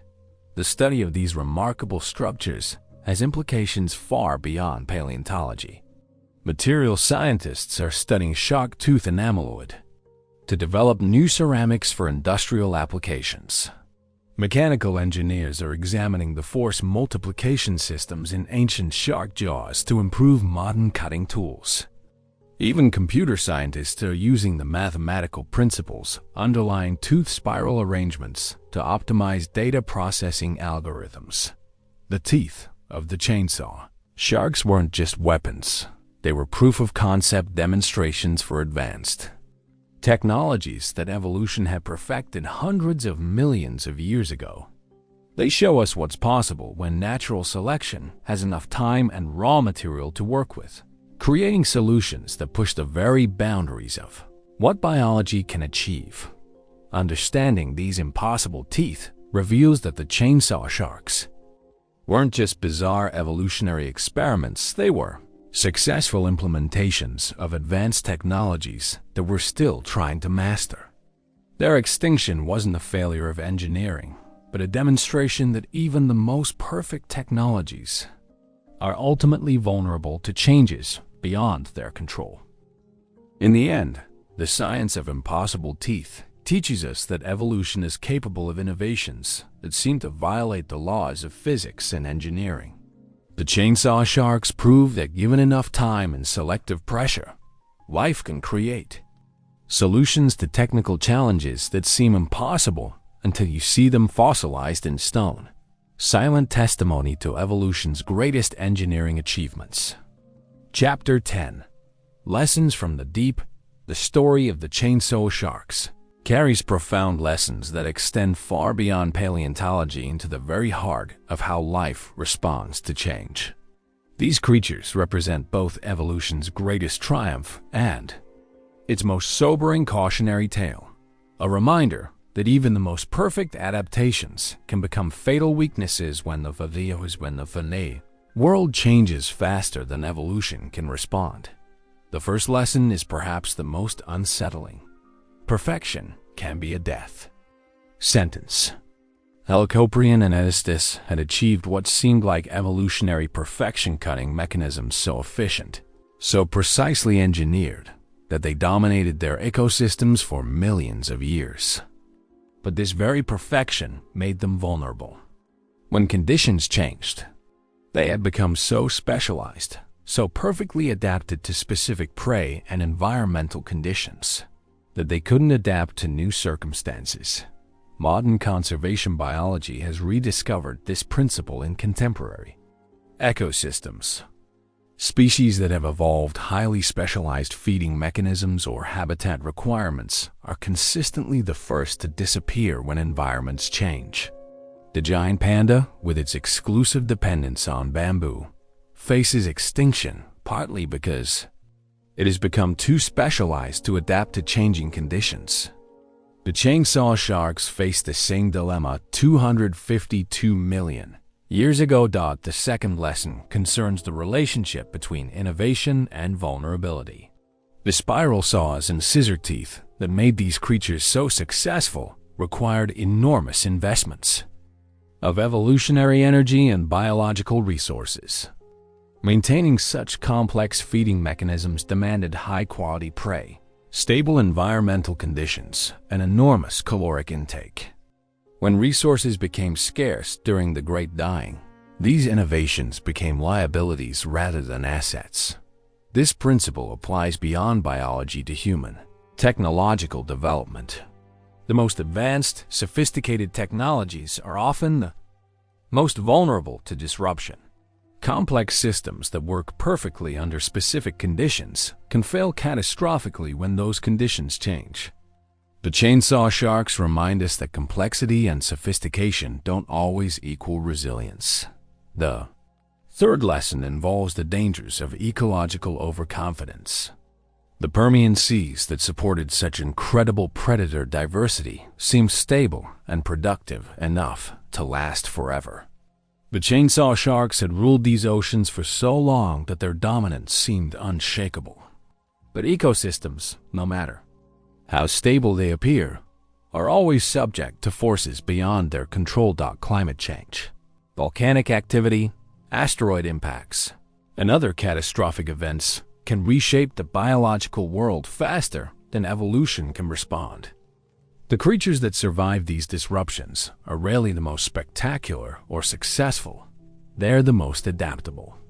The humble six-gill sharks that survived the Great Dying weren't the most impressive predators of their time, but they possessed the flexibility needed to survive catastrophic change. The fourth lesson concerns the value of diversity over dominance. While the chainsaw sharks achieved remarkable success through extreme specialization, the lineages that survived mass extinctions were those that maintained diversity in their feeding strategies, habitat preferences, and life history traits. Generalist species, though perhaps less efficient in specific circumstances, proved more resilient when circumstances changed dramatically. This principle has profound implications for modern conservation efforts. Protecting biodiversity isn't just about preserving individual species. It's about maintaining the evolutionary flexibility that allows life to respond to unpredictable challenges. The loss of even seemingly insignificant species can reduce the overall adaptability of ecosystems. The fifth lesson involves the importance of environmental refugia. Recent discoveries of ancient shark lineages that survived in deep-sea environments reveal that survival during mass extinctions often depends on finding stable refugia where conditions remain relatively constant. The deep ocean served as an evolutionary arc during the Great Dying, preserving lineages that could later recolonize devastated surface waters. Modern conservation strategies increasingly recognize the importance of protecting these refugial environments. Deep-sea habitats, polar regions, and other areas that remain relatively stable during environmental change serve as insurance policies for biodiversity. The chainsaw sharks remind us that today's apex predators might need such refugia to survive future environmental catastrophes. The sixth lesson concerns the pace of change versus the pace of adaptation. Evolution is powerful but slow. The adaptations that made the chainsaw sharks so successful required millions of years to develop and perfect. But environmental change during mass extinctions happens on timescales of thousands to hundreds of thousands of years, far too fast for complex new adaptations to evolve. This temporal mismatch between environmental change and evolutionary response is becoming increasingly relevant as human activities accelerate the pace of environmental change. Species today face the same challenge that destroyed the chainsaw sharks, adapting to rapidly changing conditions with evolutionary mechanisms designed for much slower environmental shifts. The seventh lesson involves the interconnectedness of ecosystems. The extinction of the chainsaw sharks wasn't an isolated event. It was part of a cascading collapse that brought down entire marine ecosystems. The loss of apex predators triggered changes in prey populations, which affected plant communities, which altered ocean chemistry, creating feedback loops that amplified the initial disruption. Understanding these ecosystem interconnections is crucial for predicting and managing modern environmental change. The loss of large marine predators today through overfishing, habitat destruction, and climate change could trigger cascading effects, similar to those that followed the extinction of the chainsaw sharks. The eighth lesson concerns the role of size in survival. The largest, most impressive predators of the Permian were generally the first to disappear during the Great Dying. Large body size, while advantageous during stable periods, becomes a liability during environmental stress. Large animals need more food, reproduce more slowly, and are less able to survive in marginal environments. This size-selective extinction pattern is already visible in modern oceans, where the largest predators, great whites, tiger sharks, and other apex species are declining faster than smaller species. The chainsaw shark's fate serves as a warning about the vulnerability of large marine predators to environmental change. The ninth lesson involves the importance of maintaining evolutionary flexibility. The lineages that survived mass extinctions were those that retained the genetic and developmental flexibility to evolve new solutions to survival challenges. The chainsaw sharks, despite their remarkable innovations, had become locked into evolutionary paths that couldn't be easily modified or abandoned. Modern genetic research is revealing which factors maintain evolutionary flexibility and which led to evolutionary dead ends. Understanding these principles could help us identify which current species are most vulnerable to future environmental change and which are most likely to serve as the ancestors of future biodiversity. The final lesson is perhaps the most profound: the temporary nature of all evolutionary success. The chainsaw sharks ruled Earth's oceans for nearly 100 million years, a span of time so vast it's difficult to comprehend. Their reign lasted longer than mammals have existed on land, longer than flowering plants have dominated terrestrial ecosystems. Yet ultimately, they vanished completely, leaving only fossilized teeth as evidence of their former magnificence. This perspective is both humbling and liberating. It reminds us that no species, no matter how successful or perfectly adapted, is guaranteed permanent survival. But it also demonstrates that life itself is incredibly resilient, capable of recovering from even the most catastrophic setbacks and evolving new forms of beauty and complexity. The chainsaw sharks may be gone, but their legacy lives on in the Lessons they teach us about evolution, extinction, and the delicate balance between adaptation and survival. In a world facing unprecedented environmental change, their story serves as both warning and inspiration, a reminder that life is both more fragile and more resilient than we might imagine. Chapter 11. The Survivor's Secret. While the spectacular chainsaw sharks captured headlines and dominated ancient seas, their ultimate extinction raises a haunting question. What allowed some of their relatives to survive the greatest catastrophe in Earth's history? The answer lies hidden in the deep ocean, where a few remarkable lineages discovered the secret to evolutionary immortality. The cladodonomorph. Sharks represent one of paleontology's greatest mysteries and most remarkable success stories. These ancient predators, thought to have vanished during the Permian-Triassic extinction, recently shocked scientists when their fossilized teeth were discovered in 140-million-year-old rocks from southern France. The discovery extended their known survival by an incredible 120 million years, revealing that some extinct lineages had been hiding in plain sight. These survivors weren't the spectacular giants that ruled Permian seas. Instead, they were modest creatures, rarely exceeding 8 inches in length, with teeth barely a millimeter across. But their small size was their salvation.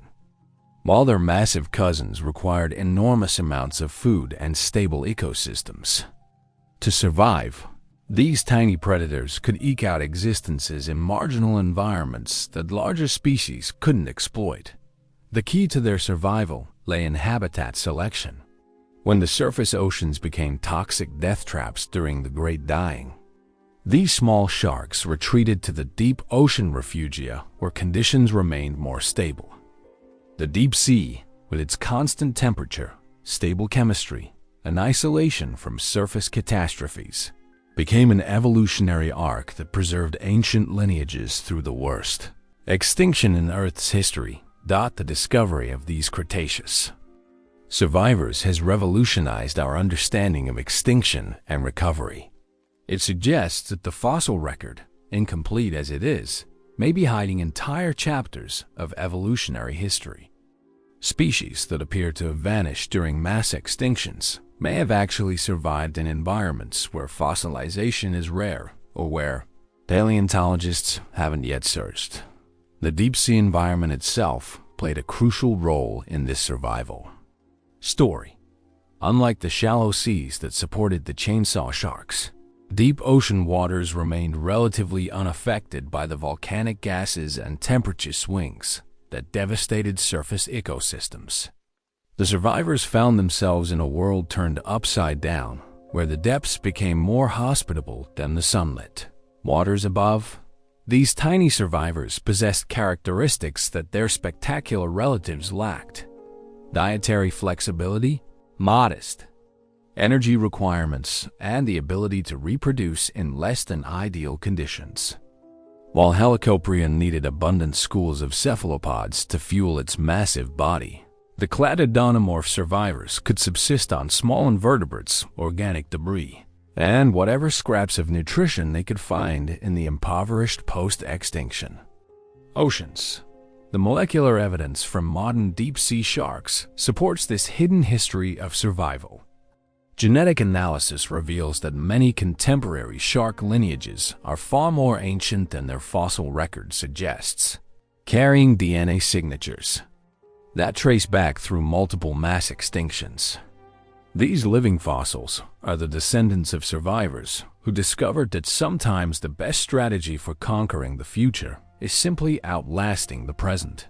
The blunt-nosed six-gill shark, still cruising the depths today, represents perhaps the most successful of these survival strategies.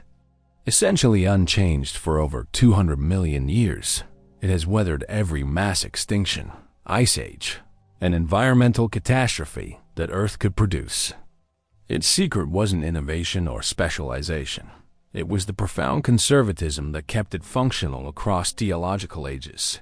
Recent studies of modern deep-sea communities have revealed survival strategies that may mirror those used by ancient Refugees from the Great Dying.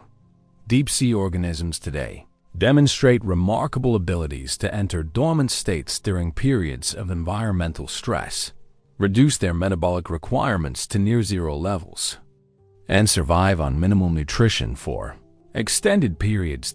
These capabilities suggest that the ancient survivors may have employed similar strategies, essentially hibernating through the worst of the extinction and emerging only when conditions improved. It's a strategy that requires patience measured in geological time, the ultimate expression of evolutionary conservatism over innovation. The implications extend far beyond understanding ancient extinctions. As modern oceans face unprecedented changes from climate change, acidification, and human activities, the lessons learned from these ancient survivors become increasingly relevant. The deep sea, which served as a refuge during past catastrophes, may once again become crucial for preserving marine biodiversity through current environmental challenges. Contemporary deep-sea sharks face many of the same pressures that their ancestors survived millions of years ago. Ocean chemistry is changing, temperatures are rising, and food webs are being disrupted by human activities. But unlike their ancient predecessors, modern survivors must also contend with direct human impacts: deep-sea fishing, mining, and pollution that penetrate even the most remote ocean depths. The cladodomorph survivors also reveal something profound about the nature of evolutionary success. While the chainsaw sharks achieve spectacular short-term dominance through extreme specialization, the true winners in evolution's long game were the modest generalists who sacrificed efficiency for flexibility. It's a lesson that resonates across all of biology. Sometimes the key to long-term success is avoiding short-term optimization. The fossil record shows that this pattern repeats throughout Earth's history. After every mass extinction, the recovery is led not by the most advanced or specialized survivors, but by the most adaptable. These evolutionary pioneers then diversify into new forms that eventually replace the spectacular species that went extinct, until the next catastrophe resets the cycle. Understanding these survival strategies has practical implications for modern conservation efforts.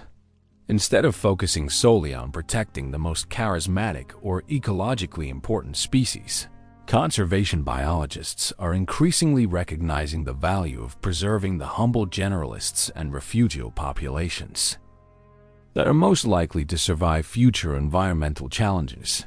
The deep-sea survivors also use that extinction is not always final. Lineages that disappear from the fossil record may persist in cryptic refugia, waiting for conditions to improve before expanding back into their former ranges. This Lazarus effect, named after the biblical figure who rose from the dead, suggests that reports of extinction may sometimes be greatly exaggerated. The discovery of living coelacanths in the deep ocean, thought extinct for 66 million years, provides a dramatic example of this phenomenon. Like the cladodomorph sharks, coelacanths survived by retreating to deep water refugia where they could persist undetected by science for millions of years. These hidden survivors challenge our basic assumptions about extinction, recovery, and the completeness of the fossil record. They suggest that the history of life is far more complex and mysterious than we imagine, with secret chapters written in environments where preservation is rare and discovery even rarer. The lesson of the survivors is ultimately one of humility. While we marvel at the spectacular innovations of creatures like Helicoprion and Edestus, we must also respect the quiet persistence of their modest relatives who chose survival over spectacle. In the end, evolution rewards not the most impressive, but the most persistent, those who can endure when the world turns upside down and still be there when the dust settles. Chapter 12. The Return of the Giants. The story of marine predator recovery after the Great Dying is one of the most remarkable comeback stories in the history of life. As the poisoned ocean slowly healed and ecosystems began to rebuild, evolution launched another ambitious experiment in creating massive marine predators. But this time, the approach would be fundamentally different from the chainsaw sharks that had dominated Permian seas. The early Triassic oceans were desolate places, populated mainly by small survivors and disaster-taxa opportunistic species that thrived in the simplified ecosystems left behind by the extinction. For millions of years, these impoverished seas seemed incapable of supporting large predators. But evolution was already laying the groundwork for a spectacular recovery that would ultimately produce some of the largest marine predators in Earth's history. The first sign of recovery came not from the oceans, but from the land. As terrestrial ecosystems began to rebuild, they started shedding nutrients into rivers and coastal waters, gradually restoring the productivity that marine food webs needed to support larger organisms. It was a slow process, measured in millions of years, but the foundation for a new age of marine giants was being laid. The pioneers of this recovery were not sharks, but an entirely different group of predators, the marine reptiles. Ichthyosaurs, plesiosaurs, and mosasaurs would eventually grow to sizes that dwarfed even the largest chainsaw sharks, creating a new paradigm for marine predation that dominated Mesozoic seas. The largest of these new giants was Scissor-Toothed, a bony fish that reached lengths of up to 55 feet, nearly twice the size of the largest Helicoprion. But unlike the chainsaw sharks with their complex cutting mechanisms, Scissor-Toothed was a filter feeder, processing vast quantities of plankton through its massive gill rakers. It represented a completely different approach to achieving gigantic size in marine environments. Even more impressive were the marine reptiles that came to dominate Mesozoic oceans. Predators like Shastasaurus reached lengths of over 70 feet, making them larger than most modern whales. But these giants succeeded through a combination of strategies that the chainsaw sharks had never attempted. Some were pursuit predators that relied on speed and endurance.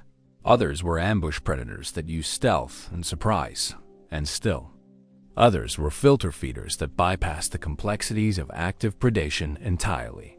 The key difference between these Mesozoic giants and their Permian predecessors lay in their approach to specialization. While creatures like Helicoprion had evolved into highly specialized killing machines, the new giants maintained much greater flexibility in their feeding strategies and habitat preferences. They were large, but not locked into evolutionary dead ends. Megalodon, perhaps the most famous of all prehistoric marine predators, exemplifies this new approach to marine gigantism. Recent studies suggest that this massive shark could reach lengths of up to 82 feet, nearly 3 times larger than the biggest Helicoprion. But unlike the chainsaw sharks with their complex cutting mechanisms, Megalodon succeeded through a combination of size, speed, and relatively simple feeding strategies that could be adapted to changing conditions. The success of Megalodon and its contemporaries demonstrates that the lessons of the Great Dying had been written into the evolutionary memory of life itself. Never again would evolution invest everything in a single perfect solution to the problem of predation. Instead, the new giants maintained the flexibility needed to survive in an unpredictable world. But the return of marine giants wasn't limited to individual species. Entire ecosystems evolved to support predator communities that rivaled or exceeded those of Permian seas. The Cretaceous Western Interior Seaway, which split North America down the middle, supported an incredible diversity of massive predators, including giant marine lizards, enormous sharks, and predatory fish that would make modern apex predators look insignificant.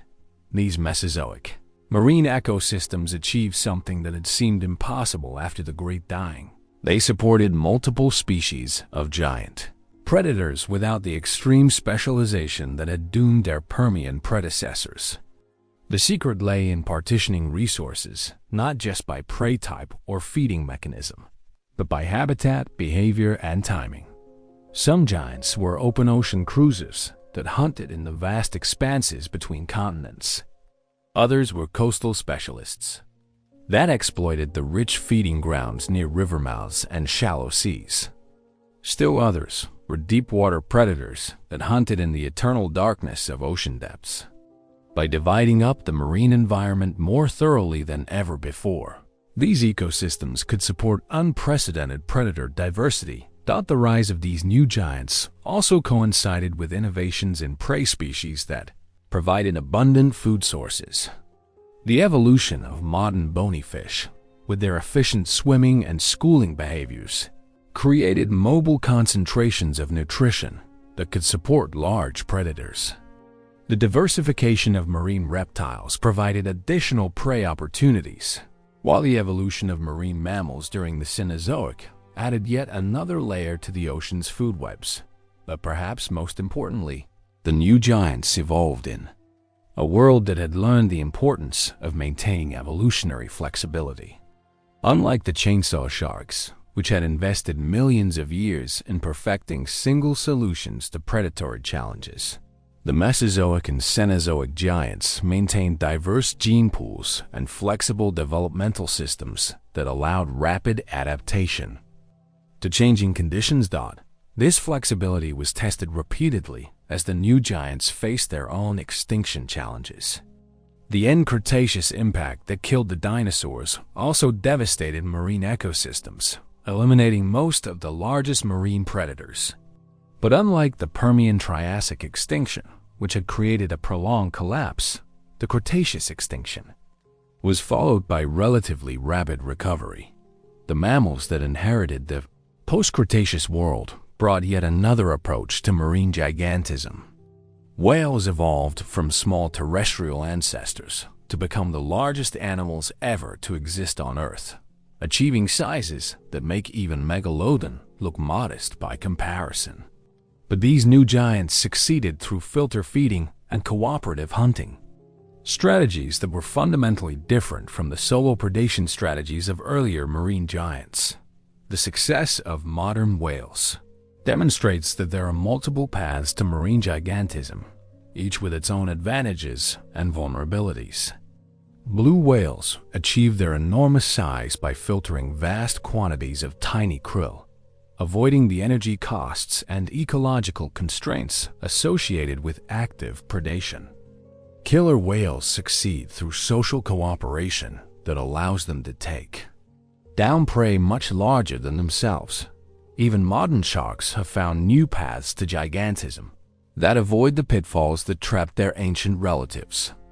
Whale sharks and basking sharks achieve massive size through filter feeding, while great whites and tiger sharks maintain predatory lifestyles but with much greater dietary flexibility than their specialized ancestors. The return of marine giants also reveals something important about the resilience of oceanic ecosystems. Despite suffering the worst mass extinction in Earth's history, the oceans eventually recovered to support predator communities that were larger and more diverse than ever before. But this recovery required fundamental changes in how marine predators approach the challenges of survival and reproduction. The lesson is clear: evolution can create giants, but only if they maintain the flexibility needed to survive in an unpredictable world. The chainsaw sharks achieved temporary dominance through perfect specialization, but the giants that replaced them succeeded through adaptable generalization. It's a pattern that continues today as marine ecosystems face new challenges from human activities. Understanding this evolutionary history provides crucial insights for predicting how modern marine giants might respond to current environmental changes. Species that maintain dietary flexibility, habitat plasticity, and genetic diversity are most likely to survive future challenges, while those that have become too specialized may face the same fate as their Permian predecessors. The return of the giants reminds us that life is incredibly resilient, capable of bouncing back from even the most catastrophic setbacks. But it also shows us that this resilience comes at a cost. The spectacular innovations and perfect adaptations that make some species so successful in the short term often become fatal weaknesses in the long term. The future belongs not to the most perfect, but to the most adaptable, a lesson written in the fossil record by 500 million years of evolutionary trial and error. Chapter 13. The modern echo in the depths of today's oceans. Something remarkable is happening that would have been familiar to the chainsaw sharks of 270 million years ago. Modern predators are evolving increasingly sophisticated hunting mechanisms that echo the biological innovations that once made Helicoprion and Edestus the terror of ancient seas. But this time, the innovations are happening in fast forward, accelerated by environmental pressures that mirror those faced by their prehistoric predecessors. The cookie cutter shark represents perhaps the most striking modern parallel to the precision cutting mechanisms of ancient predators. This small, unassuming shark has evolved a feeding strategy that would have impressed Edestus. It uses specially modified teeth to remove perfectly circular plugs of flesh from much larger prey, including whales, dolphins, and even nuclear submarines. The cutting action is so precise that victims often don't realize they've been attacked until they discover the characteristic round wounds. Like the chainsaw sharks, cookie cutters have evolved a specialized cutting apparatus that operates on biomechanical principles of maximum efficiency. Their lower teeth form a continuous cutting edge that works like a biological hole saw, while their upper teeth serve as anchors to maintain contact with struggling prey. It's a miniaturized version of the same engineering principles that made Edestus's scissor teeth so effective. But the cookie cutter's innovation goes beyond simple cutting mechanics. These sharks have evolved a unique hunting strategy that allows them to parasitize prey much larger than themselves, taking what they need without killing their hosts. It's a sustainable approach to predation that the ancient giants never achieved, one that ensures a continuous food supply while avoiding the ecological vulnerabilities that come with requiring dead prey. The goblin shark provides another example of modern predatory innovation that echoes ancient solutions.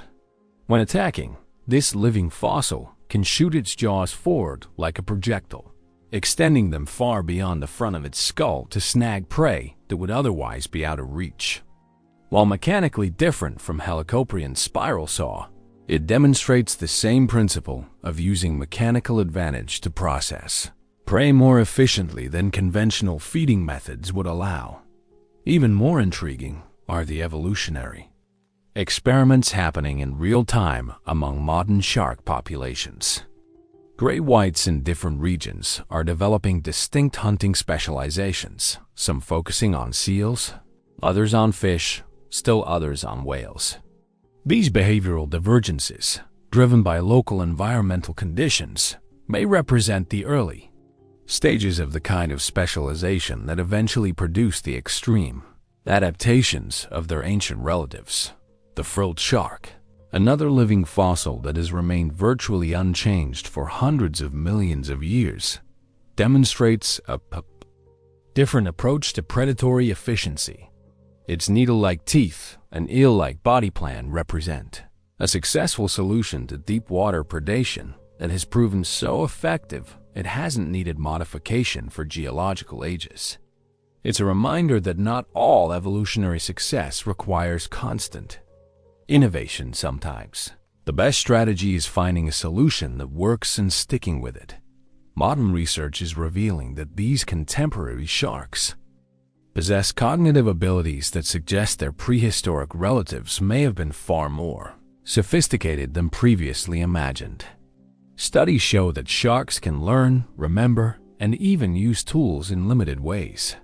If modern sharks possess these capabilities, the chainsaw sharks may have been not just biological machines, but thinking machines capable of complex behavioral adaptations.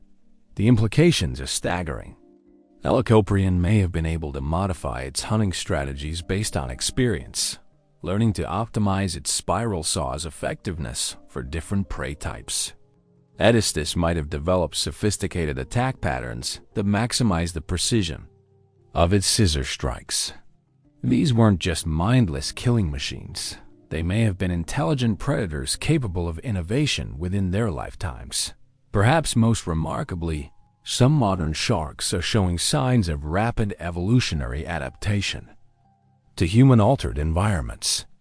Tiger sharks are modifying their diets to include new prey species introduced by human activities. Bull sharks are adapting to increasingly polluted coastal waters. Great whites are adjusting their migration patterns in response to changing ocean temperatures. These rapid adaptations demonstrate that sharks retain the evolutionary flexibility that allowed some lineages to survive past mass extinctions. Unlike their overly specialized ancestors, modern sharks seem to have learned the lesson of the great dying. Survival requires adaptability over optimization. The modern echo of ancient innovations reminds us that evolution never stops experimenting. The same creative forces that produced the impossible cutting mechanisms of Helicoprion and Edestus continue to operate today, crafting new solutions to the eternal challenges of predation and survival. We may be witnessing the early stages of innovations that will seem as impossible to future generations as the chainsaw sharks seem to us today. As we surface from our journey into the depths of prehistory, we leave behind an alien world where the impossible was routine and nightmares swam through crystal-clear seas. The chainsaw sharks, Helicoprion with its spiral saw, Edestus with its scissor teeth, and their equally bizarre relatives represent one of evolution's most audacious experiments in the art of predation. These creatures push us to expand our very conception of what life can achieve. When we think we understand the limits of biological innovation, fossils, like the spiral-toothed buzzsaw shark, remind us that evolution is capable of solutions so extreme they seem to violate the laws of physics. The mathematical precision of Helicoprion's cutting mechanism, the surgical efficiency of Edestus's scissor jaws, the biological engineering of their impossible teeth. These weren't just unusual animals. They were proof that natural selection can create technologies that rival anything designed by human engineers. But their story is also a sobering reminder of the temporary nature of all evolutionary success. For nearly 100 million years, these creatures ruled oceans that stretched across the globe. They were perfectly adapted killing machines that seemed invincible in their dominance. Yet when the world changed, their very perfection became their downfall. The specialized adaptations that made them so successful also made them vulnerable to disruption. Today, as we face our own period of rapid environmental change, the lessons of the chainsaw sharks become increasingly relevant. They remind us that diversity and adaptability matter more than perfection, that ecological stability is always temporary, and that even the most successful species must remain flexible to survive. The modern descendants of these ancient predators, the six-gill sharks, ratfish, and other survivors, carry forward the genetic legacy of an age when monsters ruled the seas. They serve as living links to a world so alien it seems like science fiction, yet so real that its fossils lie scattered across the globe. In the end, the chainsaw sharks teach us that life is both more creative and more fragile than we ever imagined. They show us what's possible when evolution has time, resources, and opportunity to experiment with the fundamental machinery of existence. But they also warn us that even the most magnificent predators are ultimately at the mercy of forces beyond their control. The age when sharks had chainsaws for mouths is gone forever. But the questions it raises about evolution, extinction, and survival remain as relevant today as they were 270 million years ago. In studying these impossible creatures, we glimpse both the incredible potential and the ultimate vulnerability of life itself.